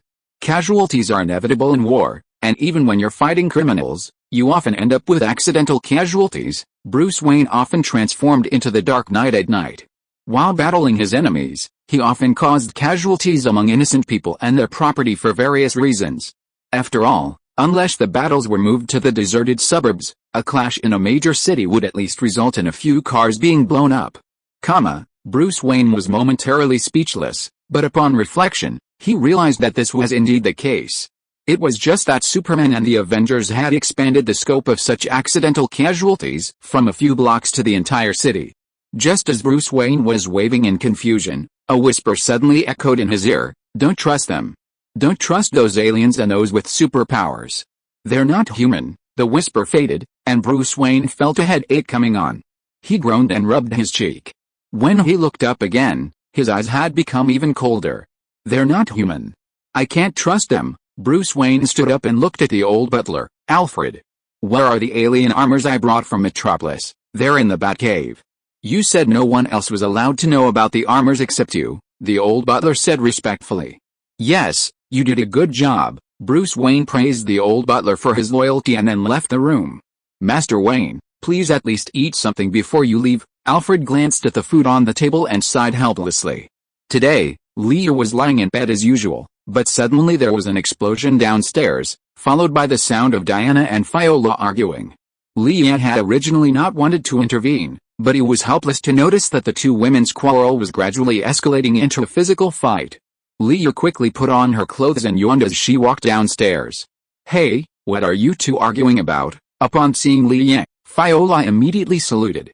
She changed out of her Darkzard Legion armor and put on a set of casual home clothes, and reported in a serious manner, "Report to General Lian, your subordinates are learning to cook. How many times have I told you, don't call me General, call me." Lian originally wanted Viola to call him Master, but he noticed that Uncle James, who was sitting beside him shivering and waiting for breakfast, was looking at him with a very strange look. Forget it, call me whatever you want. How come you blew up the kitchen while making breakfast?" Diana crossed her arms over her chest and said angrily. She lit a fire and used her heat vision to burn directly on the gas. "Fortunately, I used my divine power to protect the surroundings and didn't blow up the house." Leah slapped his head after hearing this and said speechlessly, "Viola, it's not that I look down on you, there is no setting for cooking in your genes." "Diana, how could you allow her to touch the kitchen?" Diana looked gloating. "You said she was our servant. How can the mistress make breakfast for the servant?" After saying this, Diana did not forget to glare at Viola provocatively. However, Viola completely ignored Diana's gaze and said proudly, "No matter what, I am General Lee's adjutant and I am loyal only to General Lee and his Justice League. I have nothing to do with you. I am the Vice President of the Justice League after all. How can I have nothing to do with you? Believe it or not, I will expel you immediately." Diana's anger also rose. She stretched out her hand, and the sword of Vulcan instantly flew into her hand. Viola was also ready for a fight. If a problem could be solved by a fight, then it was not a problem. "You have no right to expel me. You cannot replace General Lee. I want a recommendation vote." Chapter 90, Krypton Alloy. "Fire!" Leah roared, already regretting bringing her home. It wasn't Leah's fault. The Justice League headquarters wasn't even built yet, and Leah wasn't comfortable leaving Viola alone. Clark could have kept an eye on Viola, but after Lois's attack, Clark was constantly visiting her, barely seeing her all day. Viola insisted on staying with Leah, claiming to be there for him 24/7. Leah had no choice but to take Viola back home. Leah's uncle noticed him bringing a woman home every so often, and Sheriff James nearly decided to take her home. Only after clarifying the situation did he clear up the misunderstanding. As Leah's official girlfriend, Diana was naturally unhappy about the sudden addition of a woman to her household. Fortunately, after observing her for a few days, she felt relieved to see that Leah and Viola hadn't crossed a line. She still occasionally argued with Viola, though. When Viola heard Leah call her name, she immediately turned to him. "I'm here. General Leah, what are your orders?" "Go to the living room and face the wall and reflect for an hour," Leah said sternly. "Yes." Viola accepted the order confidently, and then ran to the living room to reflect. Seeing Viola standing obediently in front of the living room wall, Diana's tense face finally broke into a laugh. "Ha ha ha, she really is standing there facing the wall. You're still laughing? Why are you so picky about her?" Leah asked, stepping forward and tapping Diana on the head. Diana said matter-of-factly, "She's so disobedient to me, so of course I have to teach her a lesson." Although Viola neglected to dress, her features were meticulously crafted, and her lifelong military service lent a touch of heroism to her beautiful appearance. Simply put, she and Diana were two beautiful women who didn't like each other. Uncle James, who had been silently watching from the sidelines, saw the conflict resolved and coughed softly. "Well, how about I skip breakfast and get back to work? Let me fry you a steak." Leah pulled a frozen beef from the freezer. The kitchen was a mess, and he had nothing else to use, so he simply spread the beef out in his palm and grilled it to medium rare using his thermal vision. After breakfast, Uncle James went to work at the police station. Viola continued to reflect on her mistakes, while Diana cleaned the kitchen and replaced everything that had been damaged. As for Leah, after the Battle of Metropolis, he lied to the school, claiming his uncle had been seriously injured while assisting in Metropolis and was now in critical condition at the 7th Military District Hospital. The old principal, heartbroken, granted Leah a long leave of absence. "I have something to do in Central City. You all stay home and don't cause any more trouble, okay?" Leah planned to visit the cutting-edge technology laboratory. Viola and Diana repeatedly assured him that nothing would happen, and only then did Leah fly to Central City, half believing. Inside the Batcave, Bruce Wayne was forging a brand new suit of armor. Those Kryptonian armors are made of a super strong metal not found on Earth. They're lightweight, yet far harder than any other metal in the world today. If I could make a new suit out of them, perhaps I'd have a chance against Superman and his men. Bruce Wayne worked for nearly a week, only to dissolve a portion of the Kryptonian armor metal. He added some earthly metals to it, creating a material called Kryptonian alloy. "Master Wayne, it's impossible to defeat Superman and his men with just a suit of armor, and I don't think you need to be their enemy." The old butler, Alfred, was one of the few people with free access to Bruce Wayne's Batcave. "That's right, I can't defeat Superman and his gang with just a suit of armor. I need something more powerful. I need to restart my research on the super energy reactor." Bruce Wayne had been searching for a way to counter Superman for the past few days. He'd watched Superman easily destroy a building, and he was worried that one day Superman and his gang would harm humanity. Someone had to stop them when that happened. Old butler Alfred shook his head helplessly. He saw the computer screen on the wall of the Batcave light up, revealing an envelope icon email. "It's from the Intelligence Department. Information about Superman, the Avengers, and Wonder Woman." Bruce Wayne scanned the email on the screen. The Wayne Group's intelligence department had gathered clues leading to Lex Luthor, the former CEO of LexCorp. Clues: the monster first appeared near LexCorp, and LexCorp discovered a green meteorite in the town. Bruce Wayne browsed through all the information and quickly connected the dots, even tracing back to a meteor shower in the town over a decade earlier. Could the green meteorite be connected to Superman? Bruce Wayne stroked his chin, pondering for a long time. The clues he had so far only allowed him to speculate. He couldn't learn more. But if the hypothesis was correct and LexCorp was indeed involved, then if he could hack into LexCorp's intranet, perhaps he could find some clues. Thinking of this, Bruce Wayne immediately controlled his computer, attempting to hack into LexCorp's intranet. Unfortunately, as one of the largest companies in the United States, LexCorp's intranet is naturally specially reinforced. Although Bruce Wayne is very talented, he is not a master of hacking technology after all. After several attempts, he failed and had to give up. "Alfred, where's the hard drive I stole the data from?" Bruce Wayne began to search around. He had a hard drive that could steal data. He only needed to insert it into the target's computer to bypass the firewall and copy the data inside. "In the cabinet on your right, Master Wayne. You are not going to LexCorp in person, are you?" asked the old butler Alfred. Bruce Wayne smiled and said, "Yes, please make an appointment for me with Lena Luthor. Tell her that I have a business deal that I want to cooperate with." Chapter 91, Signs of Awakening. When Leah arrived at the cutting-edge lab, Caitlin and Cisco were busy at work. Seeing Leah, Cisco engaged in his usual teasing, joking, "Hey, buddy, did you bring an alien with you this time?" The recent reports of an alien invasion in Metropolis had been making headlines, and Cisco had naturally been following them closely. Leah sighed, thinking, "You're the alien you've been waiting for. Just this morning, you blew up my kitchen, came to see Barry. Barry's lucky. Two beautiful women came yesterday, and now you're here to see him again." Cisco raised his eyebrows, a look of envy on his face.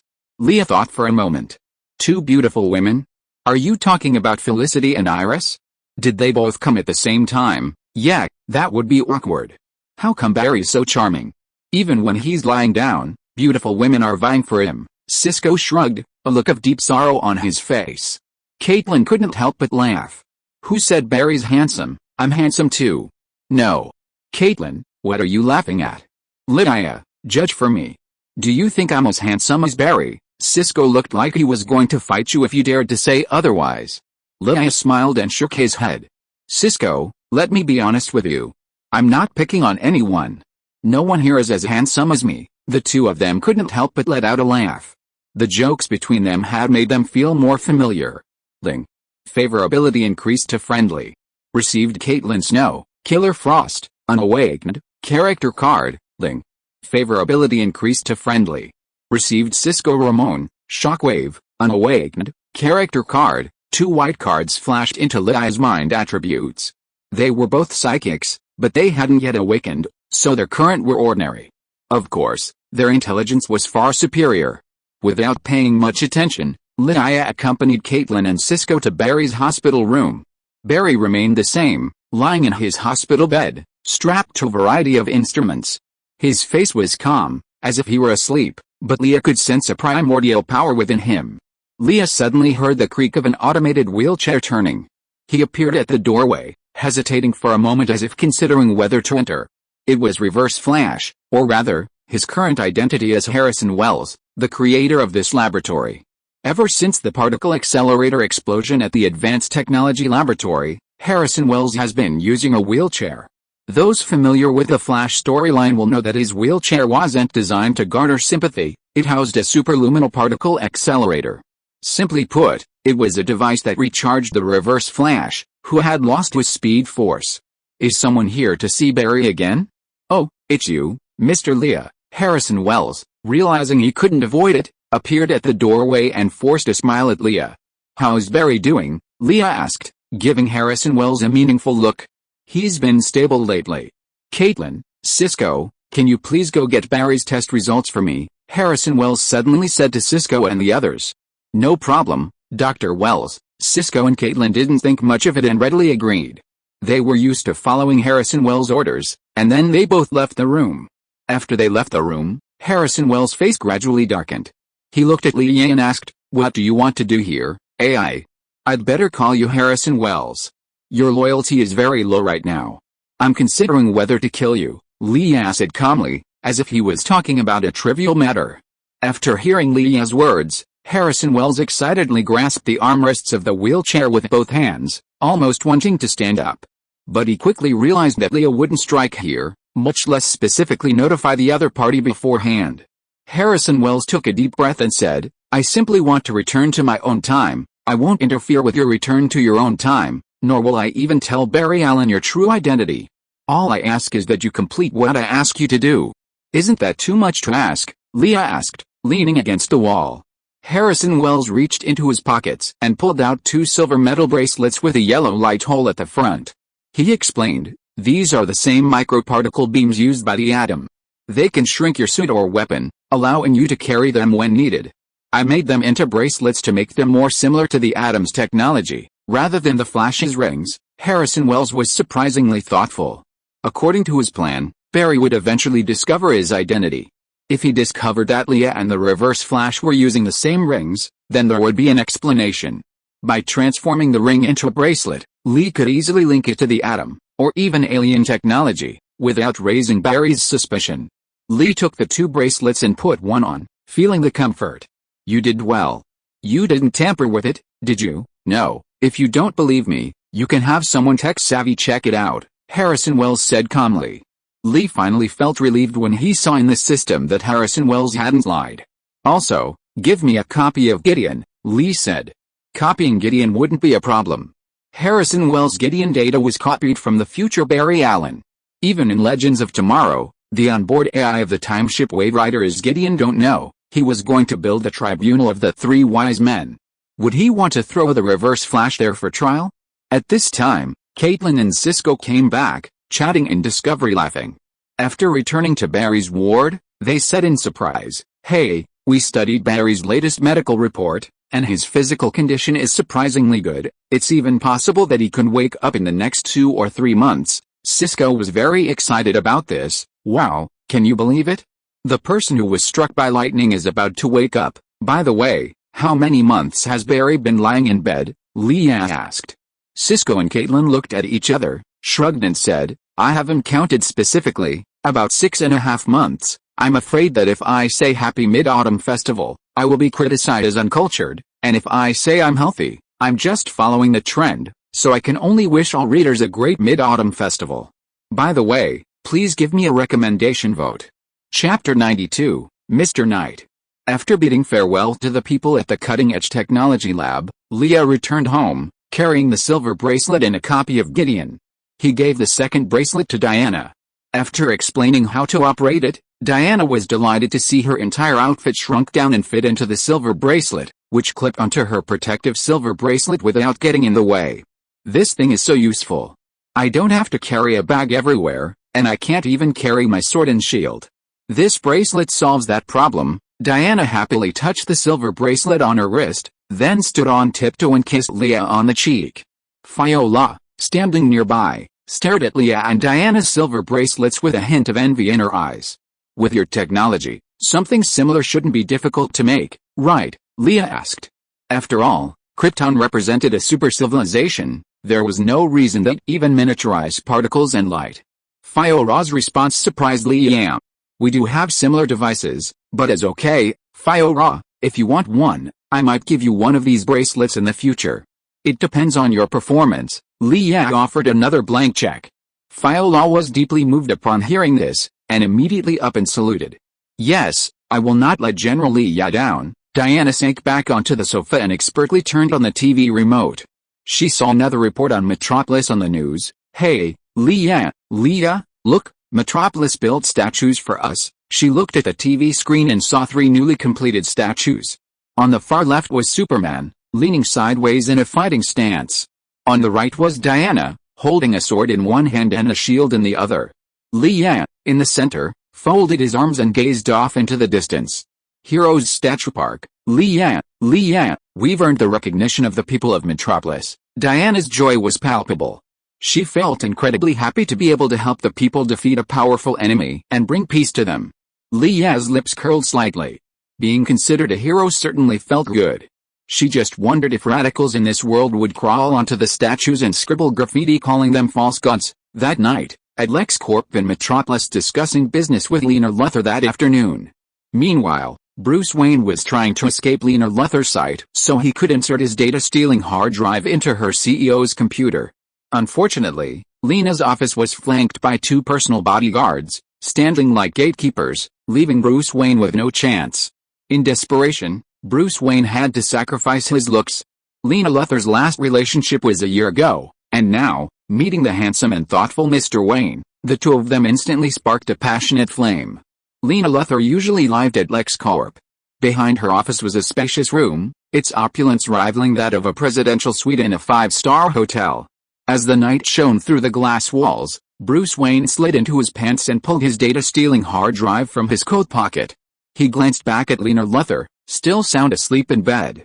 Her figure was no less impressive than a model's, and her eagerness and enthusiasm filled Bruce Wayne with a pleasure he hadn't felt in a long time. Sure enough, beautiful women are always easy to deal with, Bruce Wayne sighed inwardly. He tiptoed to Lena's desk and inserted the data-stealing hard drive into the computer's USB port. The LexCorp CEO's computer must have a special password program, but no matter what, it was useless against Bruce Wayne's data-stealing hard drive. Soon, the password was cracked, and he began to scan the keyboard, searching for information about the town and the green meteorite. He'd expected a vast amount of data, perhaps even a slew of encrypted files that needed to be copied down before further decryption could be performed back in the Batcave. However, Bruce Wayne discovered a hidden folder on Lena's computer. Upon accessing it, he discovered files containing information about the destroyer. Most importantly, it mentioned the function and whereabouts of the green meteorite. Indeed, Lex Luthor had 2 remaining pieces of kryptonite, and after his death, Lena had them shipped to a warehouse in Star City. The most recent modification to the file was after the Battle of Metropolis. Kryptonite is the only known weapon capable of killing Kryptonians. Damn LexCorp.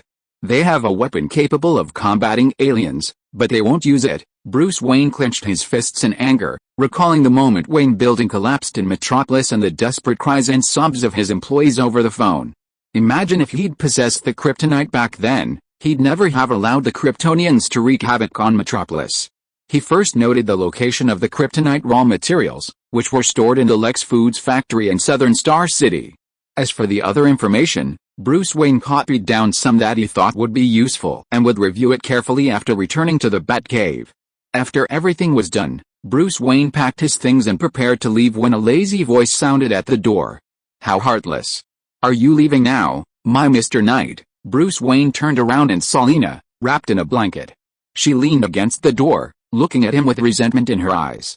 "If you didn't know better, you would think he had done something heartless."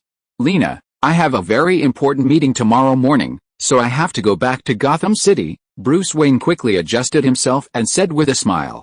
"Well, be careful on your way." Lena yawned, waved to Bruce Wayne, and turned back to her room. "Please give me a dozen recommendation tickets." Chapter 93, Kryptonite Raw Materials. The night was dark, the moonlight shimmering like water. Along Star City Boulevard, a peculiarly shaped sports car sped at top speed. It was pitch black, with a flat front and unusually large wheels.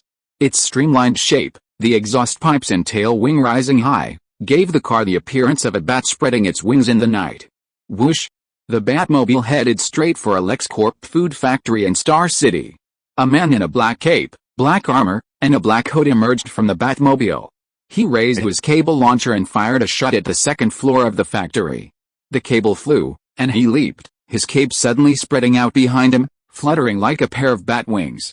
The kryptonite raw materials should be in the basement of the materials warehouse. Batman Bruce Wayne climbed down the second floor to the warehouse, broke through a window, and was spotted by a patrolling guard.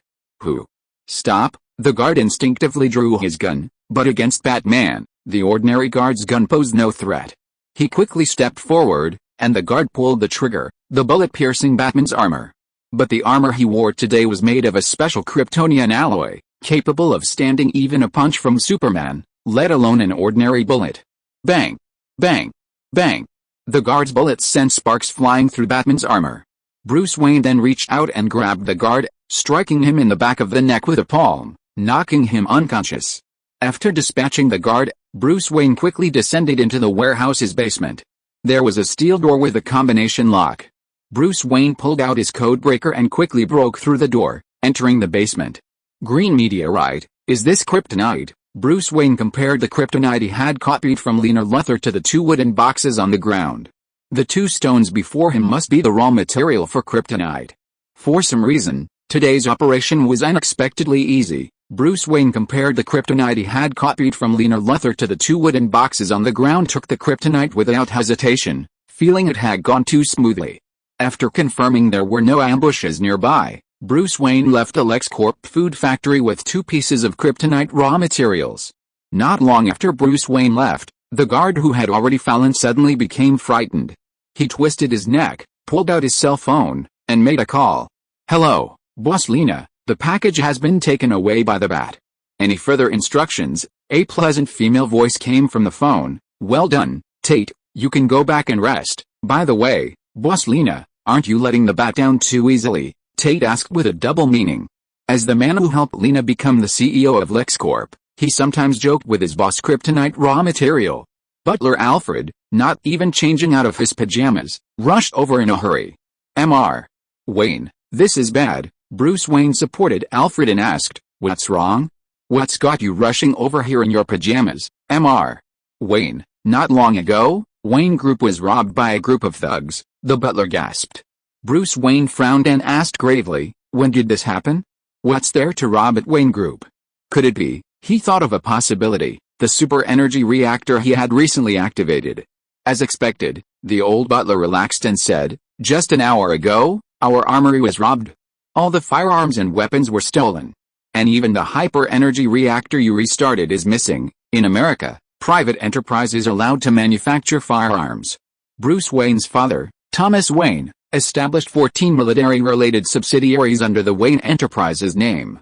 After Bruce Wayne took over Wayne Enterprises, he ceased military weapon production, but the armory still held a large stockpile of weapons, enough to equip an entire army. Damn it. The firearms were stolen, but the hyper-energy reactor isn't even fully finished yet, and it could explode. Bruce Wayne rubbed his hands, his eyes filled with unbearable anger. He'd been feeling like he was being manipulated lately, from the initial clues to tonight's events.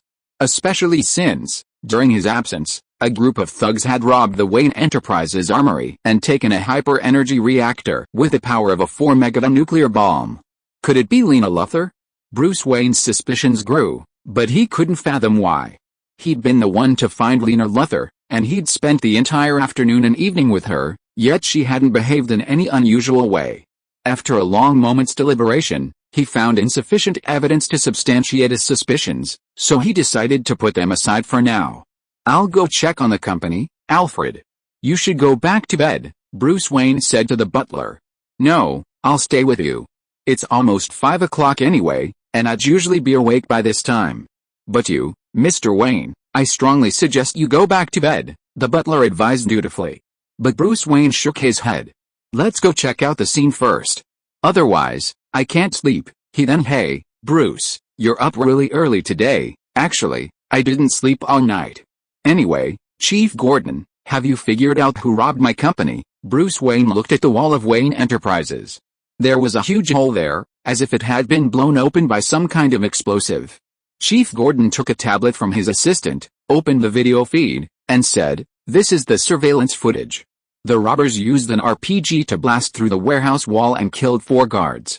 There were 7 robbers in total, 6 of them wearing hoods, but the leader was wearing a mask, and his body seemed to be plugged with a lot of tubes." He tapped the tablet twice, and the picture froze on a figure. The man was nearly 2 meters tall, shirtless, and carrying a thick device on his back. Many tubes emitting green gas were connected to his mask. "Who is this man?" Bruce Wayne asked, staring at the masked man. A necessary PS, as you can see, Batman Bruce Wayne has appeared, and quite a few readers have left comments over the past 2 days. The comments section regarding Batman has been extremely polarized. After reading your comments, I suddenly realized why DC movies can't compete with Marvel. In Marvel, good guys are good and evil are clearly defined, and the distinction is obvious at a glance. Look at DC, on the other hand, good guys have bad sides, and bad guys have good sides. You can't simply describe anyone as good or bad.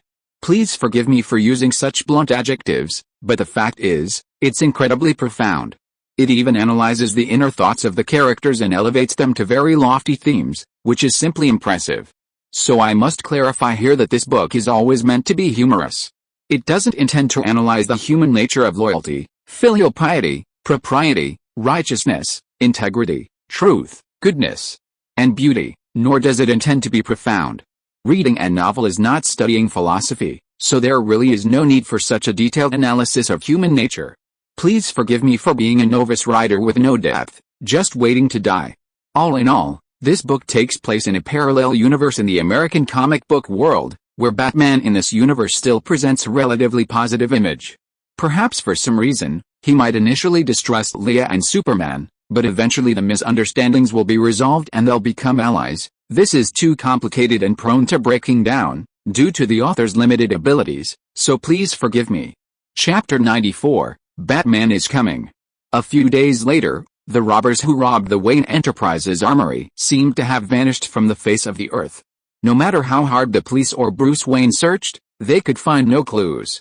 In the Batcave, the old butler, Alfred, wearing reading glasses, searched for information about the robbers. "Master Wayne, I think I've found some rumors about this mercenary. By the way, you really should hire a younger assistant. I'm getting old, and this computer is really hard to use," Alfred complained. Complaints aside, Alfred, as one of Batman Bruce Wayne's most trusted men, possessed many skills, one of which was computer technology. This elderly man's computer research was no less than that of an ordinary computer expert. Bruce Wayne ignored Alfred's complaints and eagerly asked, "Tell me quickly, what is the origin of that mercenary?" His intuition told him that the robbers who robbed the Wayne Enterprises armory were definitely not ordinary people. Many years ago, there was a boy named Bane, born in a prison. He lived among rats all day. Every day, the tide rose, and the prison would be submerged. The boy had to fight with all his might to survive. The prison conditions didn't kill him, but made him stronger. No one knows how he escaped, But after he got out, he followed your teacher, the master of ninjutsu. Before becoming Batman, Bruce Wayne traveled extensively to learn martial arts, joined the League of Assassins, and studied for a time with the ninja master Ra's al Ghul. In one version, Bruce Wayne even fell in love with the ninja master's daughter, Talia al Ghul, and had a son with her.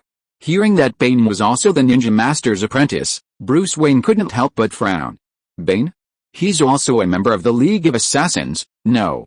For some reason, the ninja master expelled him from the League. Later, he underwent a biochemical experiment. All the subjects died, but he survived, becoming even more powerful and dangerous. At this moment, the computer monitoring the police radio channel in the Batcave suddenly lit up. The police have discovered Bane's whereabouts. He and his mercenaries are hiding in the slums of West City. The police have even dispatched the National Guard. The old butler was shocked by the police action.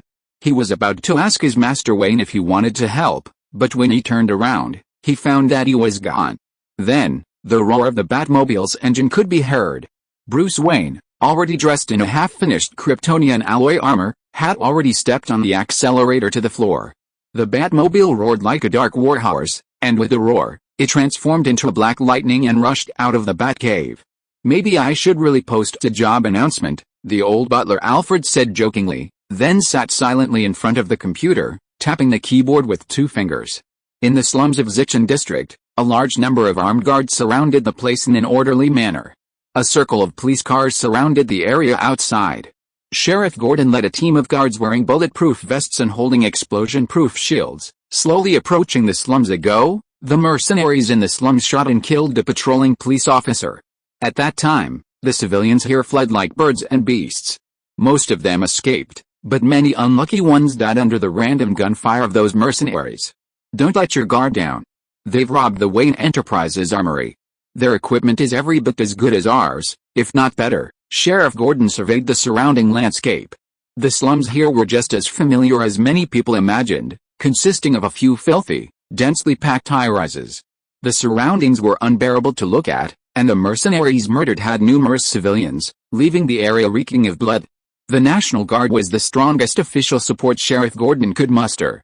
He even felt that facing such a large and well-equipped group of killer mercenaries, calling in an entire army wouldn't be excessive. Team A, go to the building on the left. Team B, go to the right. Everyone else, follow me forward. Be vigilant. With that, the guards split into 3 groups and advanced in their designated directions. Suddenly, several figures appeared from the 4th and 5th floors of each building, their rifles raised, and they opened fire below. Da-da-da. The sound of semi-automatic rifles blazing incessantly filled the air. The well-trained guards below immediately raised their riot shields and sought shelter in an orderly manner. Someone's injured. Get them out first, and immediately suppress the fire. Instantly, a fierce gunfight erupted, leaving both sides suffering casualties. As the 2 sides tussled, a strangely shaped, pitch-black vehicle sped toward them. Television reporters, caught on the news, were struggling to get close enough to report. Seeing the jet-black vehicle approaching from a distance, they immediately swung their cameras. "Look what that is, the Batmobile. Batman's here. Haha. I knew it was such a big deal. How could Batman not show up? Peter, film it quickly. We've got big news to write about today." The cameras zeroed in on the Batmobile. Gotham City's Dark Knight's appearance was broadcast live on television. Because of Batman's appearance, the ratings for the television stations nearly doubled. Whoosh! As the Batmobile roared out, a cable shot from inside the vehicle toward the rooftops of the slums.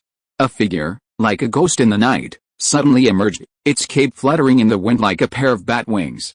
The night swept past, and the mercenaries on the left building were suddenly yanked out and thrown straight down from the 4th floor.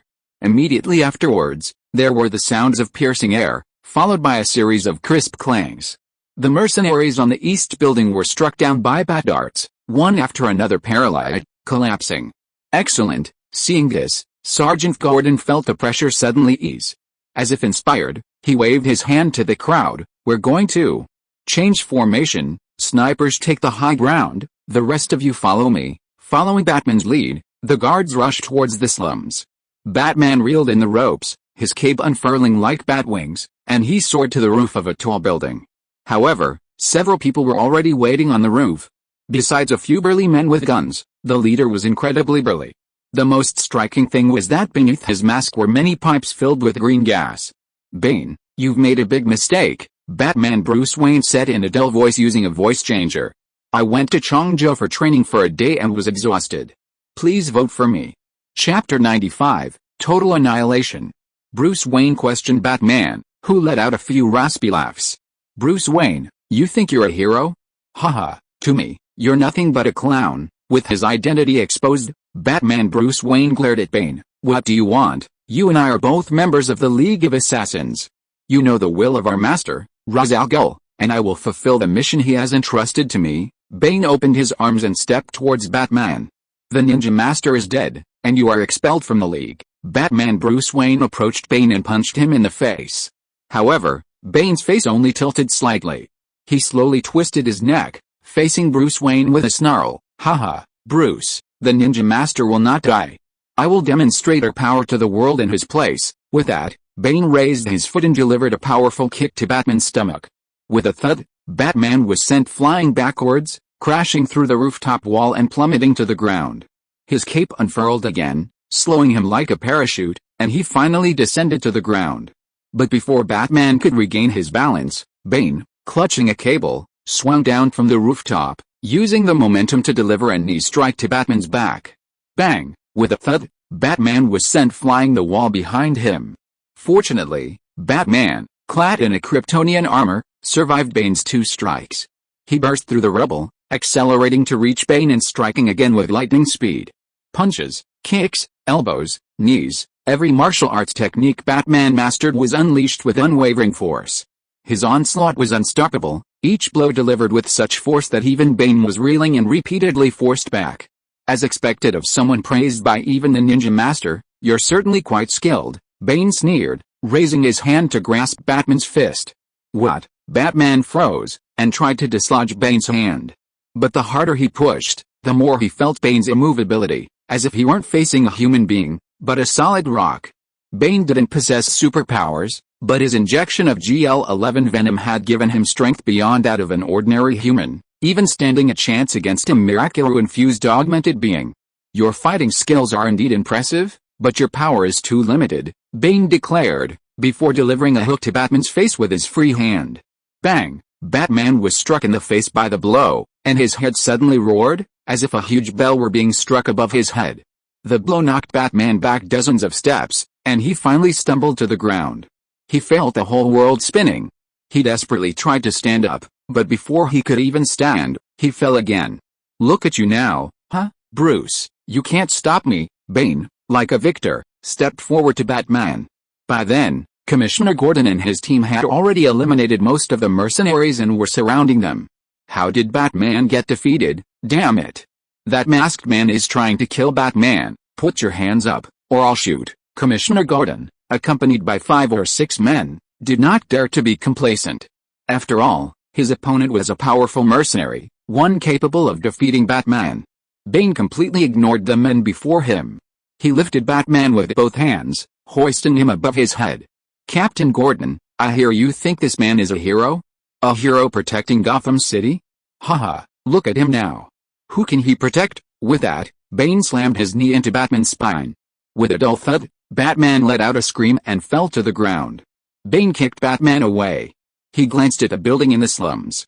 The National Guard had already eliminated the mercenaries occupying it. "Do you know why I chose this place to lure you here?" Bane pulled a remote from his pocket and explained, "Because here, I can use cover to plant a bomb in a corner where you won't find it." Ha ha ha. Farewell, Gotham City cops. By the time Captain Gordon realized something was amiss, Bane had already pressed the button on the remote.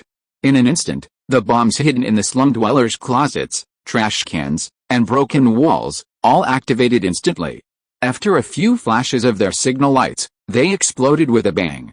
Boom, boom, boom, echoed, and several buildings in the slums collapsed, sending plumes of dust and debris cascading out like a dazzling display of fireworks. "What's going on? Oh my God. The criminals blew up the building. Why did they do that? What inhumanity? Are these criminals desperate enough to die with the police?" Onlookers naturally couldn't comprehend Bane's madness. Dying with the police was out of the question, But he could easily kill a few of his men to accompany the police. After all, mercenaries, with money and equipment, could command as many as they wanted. Batman, at the moment of the explosion, roared, unfurling his bat wings with all his might, and leaped towards Commissioner Gordon and his men, shielding them with his body. Though Bane's knee struck Batman's back, thanks to the protection of kryptonite, this Batman's spine wasn't broken by Bane, as in some versions. Even so, Batman's internal organs churned under the continuous blows, and he felt like vomiting blood. After the explosion subsided, Commissioner Gordon immediately helped Batman to his feet. "Are you okay?" "I'm fine." Batman suppressed a mouthful of blood, staggered to his feet, pulled out several bat darts from his pocket, and hurled them at Bane. Darts. Bane was wearing metal gloves on his hands, and he easily blocked the bat darts. "Your darts can only be used against amateurs, Batman." "I am not an amateur." Before he finished speaking, Bane caught Batman's last bat dart, his eyes full of sarcasm. If you are listening to this novel on a channel other than Fanfic World, it means it was downloaded and re-uploaded without effort. We warmly invite you to visit our channel, Fanfic World. There you will find the original version of this story and many other novels of various genres. We look forward to seeing you dive into a world of incredible novels. Chapter 96, Gotham is about to explode. Batman, you'll experience true despair. Before Bane could finish his words, the batarang in his hand suddenly exploded, sending a cloud of acrid smoke into his eyes, temporarily blinding him. When Bane regained his sight, both the police and Batman had vanished. Coward. Coward. The Dark Knight, the protector of Gotham City, huh? Nothing but a cowardly, homeless dog. Bane rubbed his sore eyes as he saw his men approaching in the distance, driving trucks. Due to the collapse of the slums, many National Guard officers had perished, and many were buried beneath the rubble. Some were seriously injured, some had barely escaped. In any case, their lives were in danger if they didn't receive help in the coming hours. Bane had lost interest in playing games with the police. He waved to his truck and headed towards the reporters who were gradually approaching from the perimeter. Journalists were known for their courage, but facing a ruthless individual who could wipe out an entire National Guard unit with a single disagreement, they felt no fear. "It's over, it's over. That criminal's coming our way. Should we run?" The photographer's hands trembled as he held the camera. Questions. But Bane didn't give the reporter a chance to ask. He scooped up the thin white reporter, snatched the microphone from him, and flung it away. "Camera, point at me." "That's right, point at me." Bane held the microphone, facing the camera lens, and smiled. "Good evening, Gotham City." Bane waved enthusiastically at the camera. The cameraman swallowed instinctively and struggled to set up the camera, broadcasting the live broadcast to the audience. "Now, please allow me to introduce tonight's." Bane pointed to his truck. Two mercenaries jumped out of the front seat, ran to the back, and opened the cargo door. Inside was a device composed of transparent rings. From the cargo hold, the mercenary pulled out a professor dressed in academic attire, wearing glasses and graying hair. Bane walked toward the truck, waving at the camera. "Don't be shy, buddy. Follow me. Let me introduce you. This is Dr. Pavel, Professor of Physics and Energy at Gotham University. Now, let Dr. Pavel tell us what's inside the truck's cargo hold." After asking this question, Bane handed the microphone to Dr. Pavel. Dr. Pavel, his hair disheveled, seemed frightened. He gasped for breath and said, "This is a super energy reactor, an unstable energy reactor. The material inside is decaying. I mean, if it's not stopped, it might explode in 24 hours. Thank you for telling us the truth." "Dr. Pavel, what's the explosion range?" Bane held the microphone to Dr. Pavel again. "The explosion range is 6 miles, with the power of a 4 megaton nuclear bomb. The shockwave and radiation could kill anyone in Gotham City," Dr. Pavel said with fear in his voice. After listening to the doctor's explanation, Bane laughed shrilly. "Hey.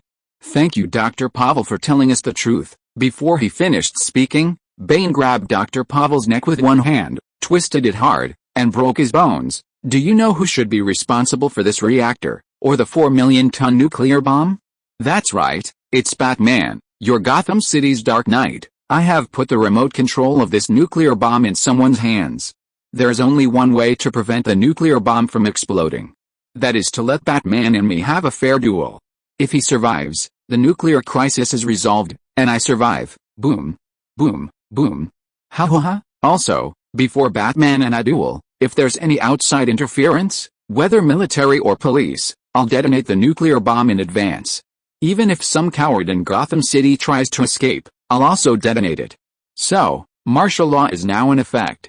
All Gotham residents, return home, hug your families, and wait patiently. Will Gotham's heroes save Gotham one by one, or will we watch it reduced to ruins? In the command room of the Sky Eye, Amanda Waller glared at the live news broadcast from the Gotham City channel. On the TV screen, Bane killed Dr. Pavel and, the lives of all Gotham residents, challenged Batman to a duel. Use satellite scanning to confirm whether that's a real nuclear bomb, Amanda ordered her technician. Yes, sir, she replied, her hands clacking away at the keyboard. Soon, she had successfully analyzed a threatening satellite's energy scan of Gotham City. Reporting, a fusion reaction has been detected in Gotham City's west side. Energy data is being estimated. We've confirmed the threat level is greater than a nuclear threat, the female technician spoke rapidly. Damn it, Amanda Waller slammed her fist on the table in anger. She continued with her orders, warn the military districts near Gotham City not to act rashly. Issue a level 1 alert. Also, send a message to President Ogwanhe reporting the current situation. The female technician did as she was told.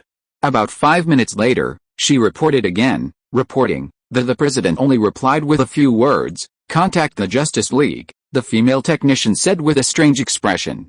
Contact the Justice League? Amanda Waller's mouth twitched. If there was anyone she never wanted to see in her life, Leah was undoubtedly at the top of the list. But the current situation is that there is a terrifying nuclear bomb in Gotham City. If we are not careful, the entire Gotham will be destroyed. Moreover, the police and the military are unable to intervene. The public has already learned about this. It can be said that the current situation is very difficult. Some things are not a problem if they are not brought to the table. Once they are brought to the table, small problems will become big problems, and big problems will directly become disasters. Okay, Justice League, Amanda Waller made a phone call. After a few thoughts, the call was connected. She said, hello, Oliver Queen, I need you to help me contact the Avengers immediately. What's wrong, Amanda? What happened? Oliver seemed to be in the middle of a battle, and his voice was a little breathless. Don't you watch TV? Gotham City is about to be bombed, Amanda shouted angrily into the phone. Please vote for recommendation. Chapter 97, Dream. When Oliver called Leah, he was watching Bane's live broadcast on TV. It had only been a short time since the Battle of Metropolis ended, and now this kind of thing was happening again in Gotham. My past life's homeroom teacher hadn't lied to me. The evil American capitalist world was truly in dire straits. I already know the details, Oliver. Don't worry, I'll handle this. Leah hung up the phone and sighed heavily. He did remember the famous Brockleback battle. In his past life, Batman had fought Bane and had his spine broken by Bane. In some versions, he recovered, while in others, he was completely crippled, even forcing Robin to take over as the next Batman. Bane did have a weakness, though, the tubes on his back. Some versions had them on his mouth. Removing the gas tubes would weaken him. However, this weakness is like a Saiyan's tail. Bane possesses strength and speed beyond that of an ordinary person. If you were to act alone, it would be difficult to remove his tubes unless he were a speedster like the Flash. If it were that easy, Batman wouldn't have had his spine broken. Leah realized that when he made the call, Diana was already dressed and ready to go. As soon as he stood up, Viola, who had been sunbathing on the rooftop all day, suddenly appeared in front of her. 2 seconds ago, the female adjutant was still wearing a bikini, but now she had changed into her jet black armor. Hey, are you two doing? Leah asked, looking at the two women expresslessly.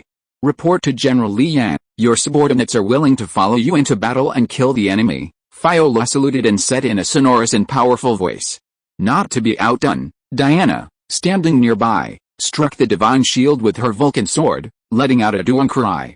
I'm going to, because Ares' henchmen haven't been completely eliminated yet. This guy, Diana pointed at Bane, who was being replayed on the TV, and said firmly, he must have been bewitched by Ares, like the child in the fairy tale who cried wolf for the third time. The wolf actually came. After experiencing the incident where Corporal Evan heard her whisper and then shot Lois, Leah began to wonder if there really was an idol god of war behind this. Okay, you guys can follow me if you want, but we have a deal. Don't act rashly until the nuclear crisis is resolved. Leah shook her head helplessly.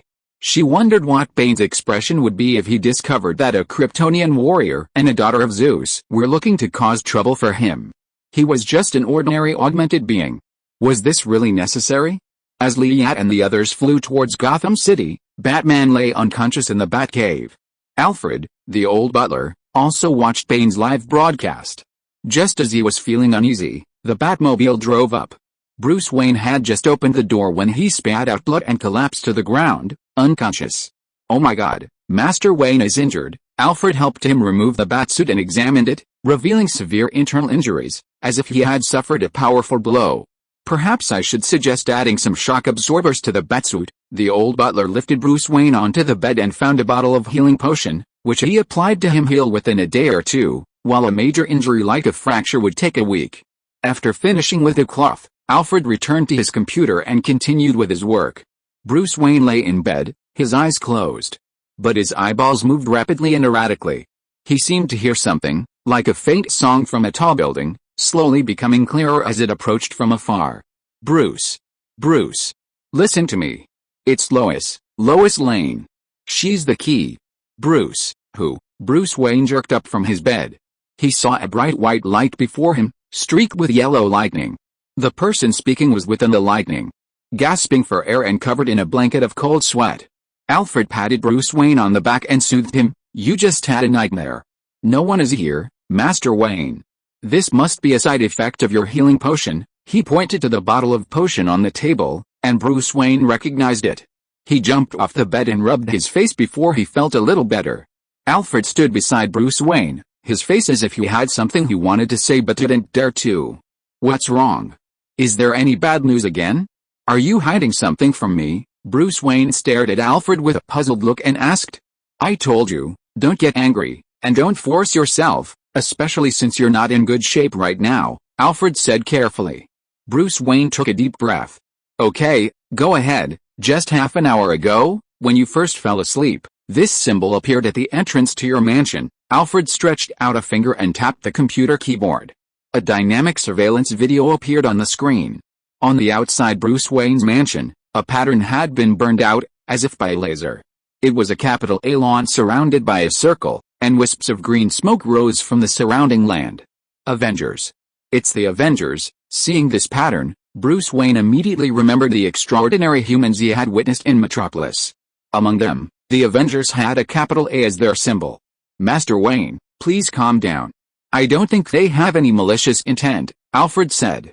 For a moment, Bruce Wayne felt that the old butler was right, but a whisper sounded in his ears again, and his eyes suddenly changed and became sharp. No matter what his intentions are, I must be prepared. After saying that, he walked towards the kryptonite weapon rack he developed. Chapter 98, My Mother is also called Martha. Watching Bruce Wayne, now dressed in his Kryptonian alloy armor and equipped with kryptonite weapons, Alfred sighed deeply. Master Wayne, are you really going to do this? Are you going to start a war? Bruce Wayne paused to his weapons and gear. Donning his Batman mask, he fixed Organized Alfred with a stern gaze. They're the ones who brought this war upon us. Look at Metropolis, Alfred. Thousands have died. What's next? Millions more? They have the power to destroy all of humanity. Even if there's only a 1% chance they'll turn against us, we must be 100% prepared. This alarmed Alfred. Bruce Wayne, realizing he'd been overly excited, withdrew his gaze and continued to organize his kryptonite weapons. I will exploit the Kryptonians' weaknesses and destroy them. The American government hadn't released much information about Superman and the Avengers. Bruce Wayne's knowledge of them came from records kept before Lex's death. However, Lena hadn't updated the database since Lex's death. Therefore, based on the information he had, Bruce Wayne mistakenly identified Lee as a Kryptonian. Batmobile and declared in a muffled electronic voice, "They're not our enemies today." With that, he floored the accelerator, and the Batmobile roared out, heading for Wayne Manor. A heavy rain fell in Gotham that night. The night sky was devoid of moonlight, shrouding the city in darkness. The Batcave wasn't far from Wayne Manor. After just over 10 minutes, Bruce Wayne arrived in front of it in the Batmobile vehicle and unsheathed a specially crafted firearm. Lee, Fiora, and Diana slowly descended from mid-air and approached Batman. Batman seemed excited to see Lee appear. He smiled. "It's really you, Avenger." Fiora's face darkened, and he angrily said, "You should call him General Avenger." Leah looked at him with the "are you kidding me" expression. He snuck up to Fiora's ear and whispered, "Didn't I tell you not to call me General?" Fiora thought for a moment, then looked at Bruce Wayne. His face darkened again, and he angrily said, "You should call him Master Avenger." The scene was extremely awkward. Leah slapped Leah in the face. He felt that bringing Fiora out today had been a mistake. "Fiora, get out of here, not here to cause you any trouble today. I heard Bane has a nuclear bomb in Gotham City. I don't believe a word you say. It was you who attracted those Kryptonians. It's you who brought disaster to humanity." Batman Bruce Wayne glared at Leah and said. Leah knew that Bruce Wayne initially hated Superman, but now considered himself a Kryptonian. He skipped the argument and said gravely, "Martha." At the word Martha, Bruce Wayne's face suddenly changed. His expression shifted from confusion to anger. He stepped in front of Leah and demanded, "What do you mean? Why did you say that name? My mother's name is Martha, Martha Jennifer Rogers. 17 years ago, I was born at Smallville Hospital. 11 years ago, a meteor shower left me an orphan. Does that meteor shower that fell on Smallville 11 years ago sound familiar?" Leah glared back at Bruce Wayne. His aura overwhelmed him. Bruce Wayne's eyes darted after Leah's statement. He had been researching Kryptonian data recently and naturally knew about the meteor shower 11 years ago. He knew it was during that meteor shower that Superman arrived on Earth, pain of losing a loved one. "Bruce Wayne?" Leah asked knowingly. Bruce Wayne closed his eyes, and a scene from his childhood resurfaced in his mind. That year, Bruce Wayne, still a carefree child, was robbed on his way home from watching the movie Zorro with his parents. In a dark alley, the thugs shot and killed both his parents right in front of Bruce. His mother held the young Bruce tightly in her final moments, her face stained red with blood, but her love for her son could not be concealed. This scene stayed with Bruce Wayne for the rest of his life. "I've experienced it." "Wait, you know my name?" Bruce Wayne's expression returned to normal, and he looked at Lee in confusion. "Of course, I have X-ray vision, and I can see your face clearly," Lee explained casually. This time, no whispering was needed. Bruce Wayne, as if deceived, suddenly loaded his specially made kryptonite grenade launcher and pointed at Lee, saying, "Humans don't have X-ray vision." With that, he pulled the trigger, and a kryptonite grenade shell blasted Lee. With a clang, the kryptonite grenade shell deflected by Lee, then exploded violently, a cloud of green smoke suddenly enveloping Lee. Fiora instinctively stepped back, and Diana gripped her sword tightly, ready to provide support at any time. Lee stood still but instead activated Fiora's slave card's unique ability, Man of Steel. With his Kryptonian heritage, he was immune to all attacks for 5 seconds. The skill's effect appeared instantly. With his Superman card equipped, the kryptonite smoke had no effect on Lee at all. He even stood in the smoke and took a deep breath, sucking all the kryptonite smoke around him into his lungs. Smells so good." Bruce Wayne's expression froze upon seeing this. What about the kryptonite that was said to be effective against Kryptonians? What about the Superman that would become a limp man when encountering kryptonite? How come this guy was not only unaffected, but also inhaled the kryptonite smoke with a look of enjoyment on his face? Do you think this is smoking marijuana? Seeking your recommendation votes. Chapter 99, Kryptonite Secondhand Smoke, has a strong after effect. Bruce Wayne, unconvinced, loaded his kryptonite grenade launcher and repeatedly pulled the trigger, frantically firing off all the ammunition. Bang! Bang! Bang! Bang! 7 or 8 rounds blasted out simultaneously, exploding into a cloud of smoke that enveloped Lee in a thick green gas. Only 3 seconds of his 5-second invincibility had passed. Lee took another deep breath, inhaling all the kryptonite gas into his lungs. His invincible lungs rapidly decomposed the kryptonite, minimizing its effects. Only then did his invincibility period finally end. Lee felt like he'd smoked 10 packs of cigarettes, his lungs burning with a tingling sensation. "Any more? Give me some more." "This stuff packs a punch," Lee smiled at Bruce Wayne. He could see that Bruce Wayne's gun was already out of ammunition. Bruce Wayne pulled the trigger a few times, but when he realized he had no ammunition, he angrily to Leah. His full-strength punch was like a little fist pounding his chest, a painless dang, dang, dang sound. "Stop it!" Leah grabbed Bruce Wayne's arm or chest with one hand. He realized he had used only 10% of his strength and hadn't penetrated the suit. Without thinking, he suddenly pushed Batman backward. Poor Bruce Wayne felt an irresistible force. His hands clawed at the air, and he was sent flying backward uncontrollably. Fortunately, his suit was made of Kryptonian alloy, otherwise the impact alone would have killed him dozens of times. You're not even human. How could a human possess such power? That only shows your narrow-mindedness, Bruce Wayne. You should know the Assassin's League. Ra's al Ghul, the ninja master within it, was a demon who lived for 700 years. How could a human live that long? Leah stepped toward Bruce Wayne. In this world, besides aliens, there are gods.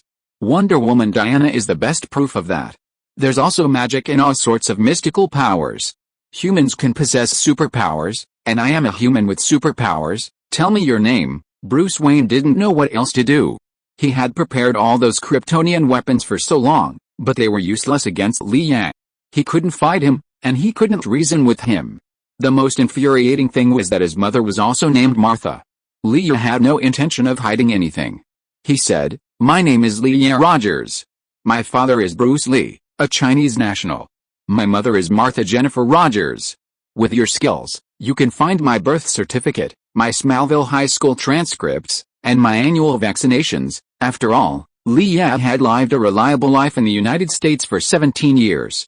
Every record was genuine, so he wasn't afraid of Bruce Wayne checking. Bruce Wayne shook his head after hearing Leah's words. He would definitely check. He wasn't someone he trusted easily, but he still had one question. Since Superman caused the death of your parents indirectly, why didn't you seek revenge on him? Leah was silent for a moment. With questions like this, he couldn't just say he couldn't defeat the opponent. He had to explain it with depth. You are the best answer to this question, Bruce. Bruce Wayne looked bewildered. He pointed at himself and said, "Me? What's my answer?" "Yes, you. Bruce, you have also experienced the pain of losing your parents, but would you transfer your pain to others who have nothing to do with you?" Leah said in a deep voice. "Will you take revenge on the whole society because of the pain you have experienced?" "No, you won't. Although you like to associate with darkness, your heart is bright. When you encounter pain, you only turn it into strength to save more people from the same pain. You vow to eradicate evil and bring hope to more people, even at the cost of your own life. In this respect, you and I, even Superman, are the same. Anyway, these days, bragging doesn't require tax, so Leo can say whatever he wants." After drinking this set of inspirational chicken soup, Batman was stunned. "Really? Why didn't I realize that I have this quality?" Bruce Wayne looked at Leah with a strange look in his eyes. Leah's face flushed. "I'm good at finding the best in others. Isn't our enemy Bane? He's not our enemy, he's my enemy." Bruce Wayne corrected him gravely. "This very sturdy armor, he's still no match for him," Leah harshly attacked. This reminded Bruce Wayne of the beating he'd received from Bane today. His back still ached. If it weren't for the protection of his Kryptonian alloy armor, his back would surely be broken by now. Even so, Bruce Wayne was not one to give in easily. "I'll find Bane's weakness and defeat him. His weakness is the plastic tubes in his body. If you remove them, Bane will lose his power. But even if you defeat Bane, can you guarantee you can solve the nuclear bomb problem?" Leah's words reflected Bruce Wayne's deepest fear. If a nuclear bomb, or rather his super energy reactor, were to detonate, Gotham City would suffer even greater casualties than neighboring Metropolis. "How did you know Bane's weakness?" "I looked it up on Baidu, Google," Leah said seriously. Bruce Wayne naturally imagined that Leah, like him, had his own intelligence network, perhaps even more advanced, which was why he knew Bane so well. "Do you have any suggestions for the nuclear bomb?" Bruce Wayne asked reluctantly. "I'll leave Bane to you. Did he ask you to have a public duel with him tomorrow? Use this opportunity to contain him while I find where he keeps the remote control for the nuclear bomb. Once we solve the nuclear issue, everything will be fine." Leah's words made Bruce Wayne think for a moment, then he looked up and forced a smile. "Okay, I'll follow your plan this time. As mentioned in the previous chapter, the author will not delve into Batman's humanity. My original intention was to write a joyful and funny story, not to explore human nature, all kinds of suspicions, speculations, and conspiracies. The author admits that I am not capable of such a task. Therefore, the Batman of this universe will not cause trouble. At first, The two sides have no contact and distrust, but after real contact, he will side with Leah and the others. There will be arguments, but no betrayal. Chapter 100, Batcave. Just as Alfred was worried about his master, Bruce Wayne, the roar of the Batmobile reached him. Hearing this familiar voice, Alfred breathed a sigh of relief. He quickly stood up and stood at the cave entrance, welcoming his master back. Moment, three figures flew into the Batcave entrance. With a whirring sound, they appeared mid-air above the Batcave and slowly descended. When had anyone else ever been to the Batcave? Alfred almost thought someone had invaded the Batcave. But Bruce Wayne, who had just disembarked from the Batmobile, simply glanced at the three figures indifferently and ignored them. Seeing this, Alfred raised an eyebrow. How surprising. Master Wayne hasn't invited outsiders into this cave in 8 years, ever since the death of the previous Robin. I didn't invite them, they came here on their own accord, Bruce Wayne corrected sharply. In reality, it was Leah who had come here on his own. After seeing that Batman, Bruce Wayne's favorability had finally risen from negative to positive on the system interface, he felt the need to continue interacting with this arrogant individual. In many versions of Batman, Ruth Wayne distrusts those with superpowers, even sending them beyond the realm of humans. However, the Ruth Wayne before him showed no signs of abnormality. Perhaps Leah's friendship with him had risen within a normal range, perhaps because Leah was human, or perhaps it hadn't reached that level yet. As for Ruth Wayne, he tried to shake off Leah and the others in the Batmobile, but Leah was flying, and with the aid of his X-ray vision, there was no way he could possibly shake them off. It's unclear if Bruce Wayne was trying to learn to trust others again. While he said no, his body honestly allowed Leah and his companions to enter his territory. Otherwise, he would have taken action long ago. Of course, perhaps the real reason was that Leah's mother was also named Martha. Leah simply ignored that Sundeer Bat and looked at the gray-haired, elegant butler. You must be Bruce's butler, Mr. Alfred. Sensing Leah's tactful words, Alfred looked at Leah with caution. As a gentleman of etiquette, he took protocol very seriously. Yes, Master. May I know your name, Master? Just call me Leah. Oh, Master Leah. Alfred nodded politely to Leah, then turned his gaze to Diana and Viola, politely and gracefully asking, who are these two beautiful ladies? Diana also gave a dignified and elegant ladylike greeting. My name is Diana, a princess from the Amazon. Alfred was stunned and instinctively exclaimed wow. Viola, standing nearby, looked visibly disdainful. Kryptonians live twice as long as humans, even without exposure to the sun. So, to Viola, the elderly man before him looked like a teenager. Humans are such a fragile, short-lived race, Viola muttered to herself. Bruce Wayne, standing nearby, was generally deeply annoyed by Alfred's warm reception of Leah and the others, especially since he had already stated that they hadn't invited them. He could even prosecute these three people for trespassing, if the Batcave was considered a private residence, and if the court was willing to accept Batman's prosecution. Alfred stepped forward without hesitation and added a stab. Master Wayne, it's rare for you to have friends come over, how about I prepare a sumptuous dinner to entertain them? Don't look so bitter and resentful all day long. You should interact more with young people, and make more friends. Bruce Wayne said expressionlessly. Alfred, since when have you been so concerned about my life and social life? I have always cared, and I mean no offense, Master Wayne. You can't lock your heart because the person you love, your friend, died. You must first be a man named Bruce Wayne, and then Batman. People need friends, we all do, Alfred argued with reason, and during this period he also took the time to comfort Leah and others. Sorry to make you laugh. I usually have a few arguments with a master like this, and he won't take it to heart. Bruce Wayne was really angry this time, but after thinking about it carefully, Alfred was not wrong. Although he knew the other party was acting in his own best interest, Bruce Wayne couldn't bring himself to admit he was wrong, so he changed the subject. Let's find the super reactor first. I don't want Gotham City to be blown up, Lear asked. Do you need me to fly out and scan the entire city? No. Don't let Bane discover your presence yet. I just need to use a satellite to take a thermal image of Gotham City. Based on the fusion reaction in the super reactor, I can pinpoint its location, Bruce Wayne spoke, typing away at his computer. Leo didn't have the technical skills to operate a satellite, but he could see a model of Gotham City appearing on the constantly flickering screen. Found it.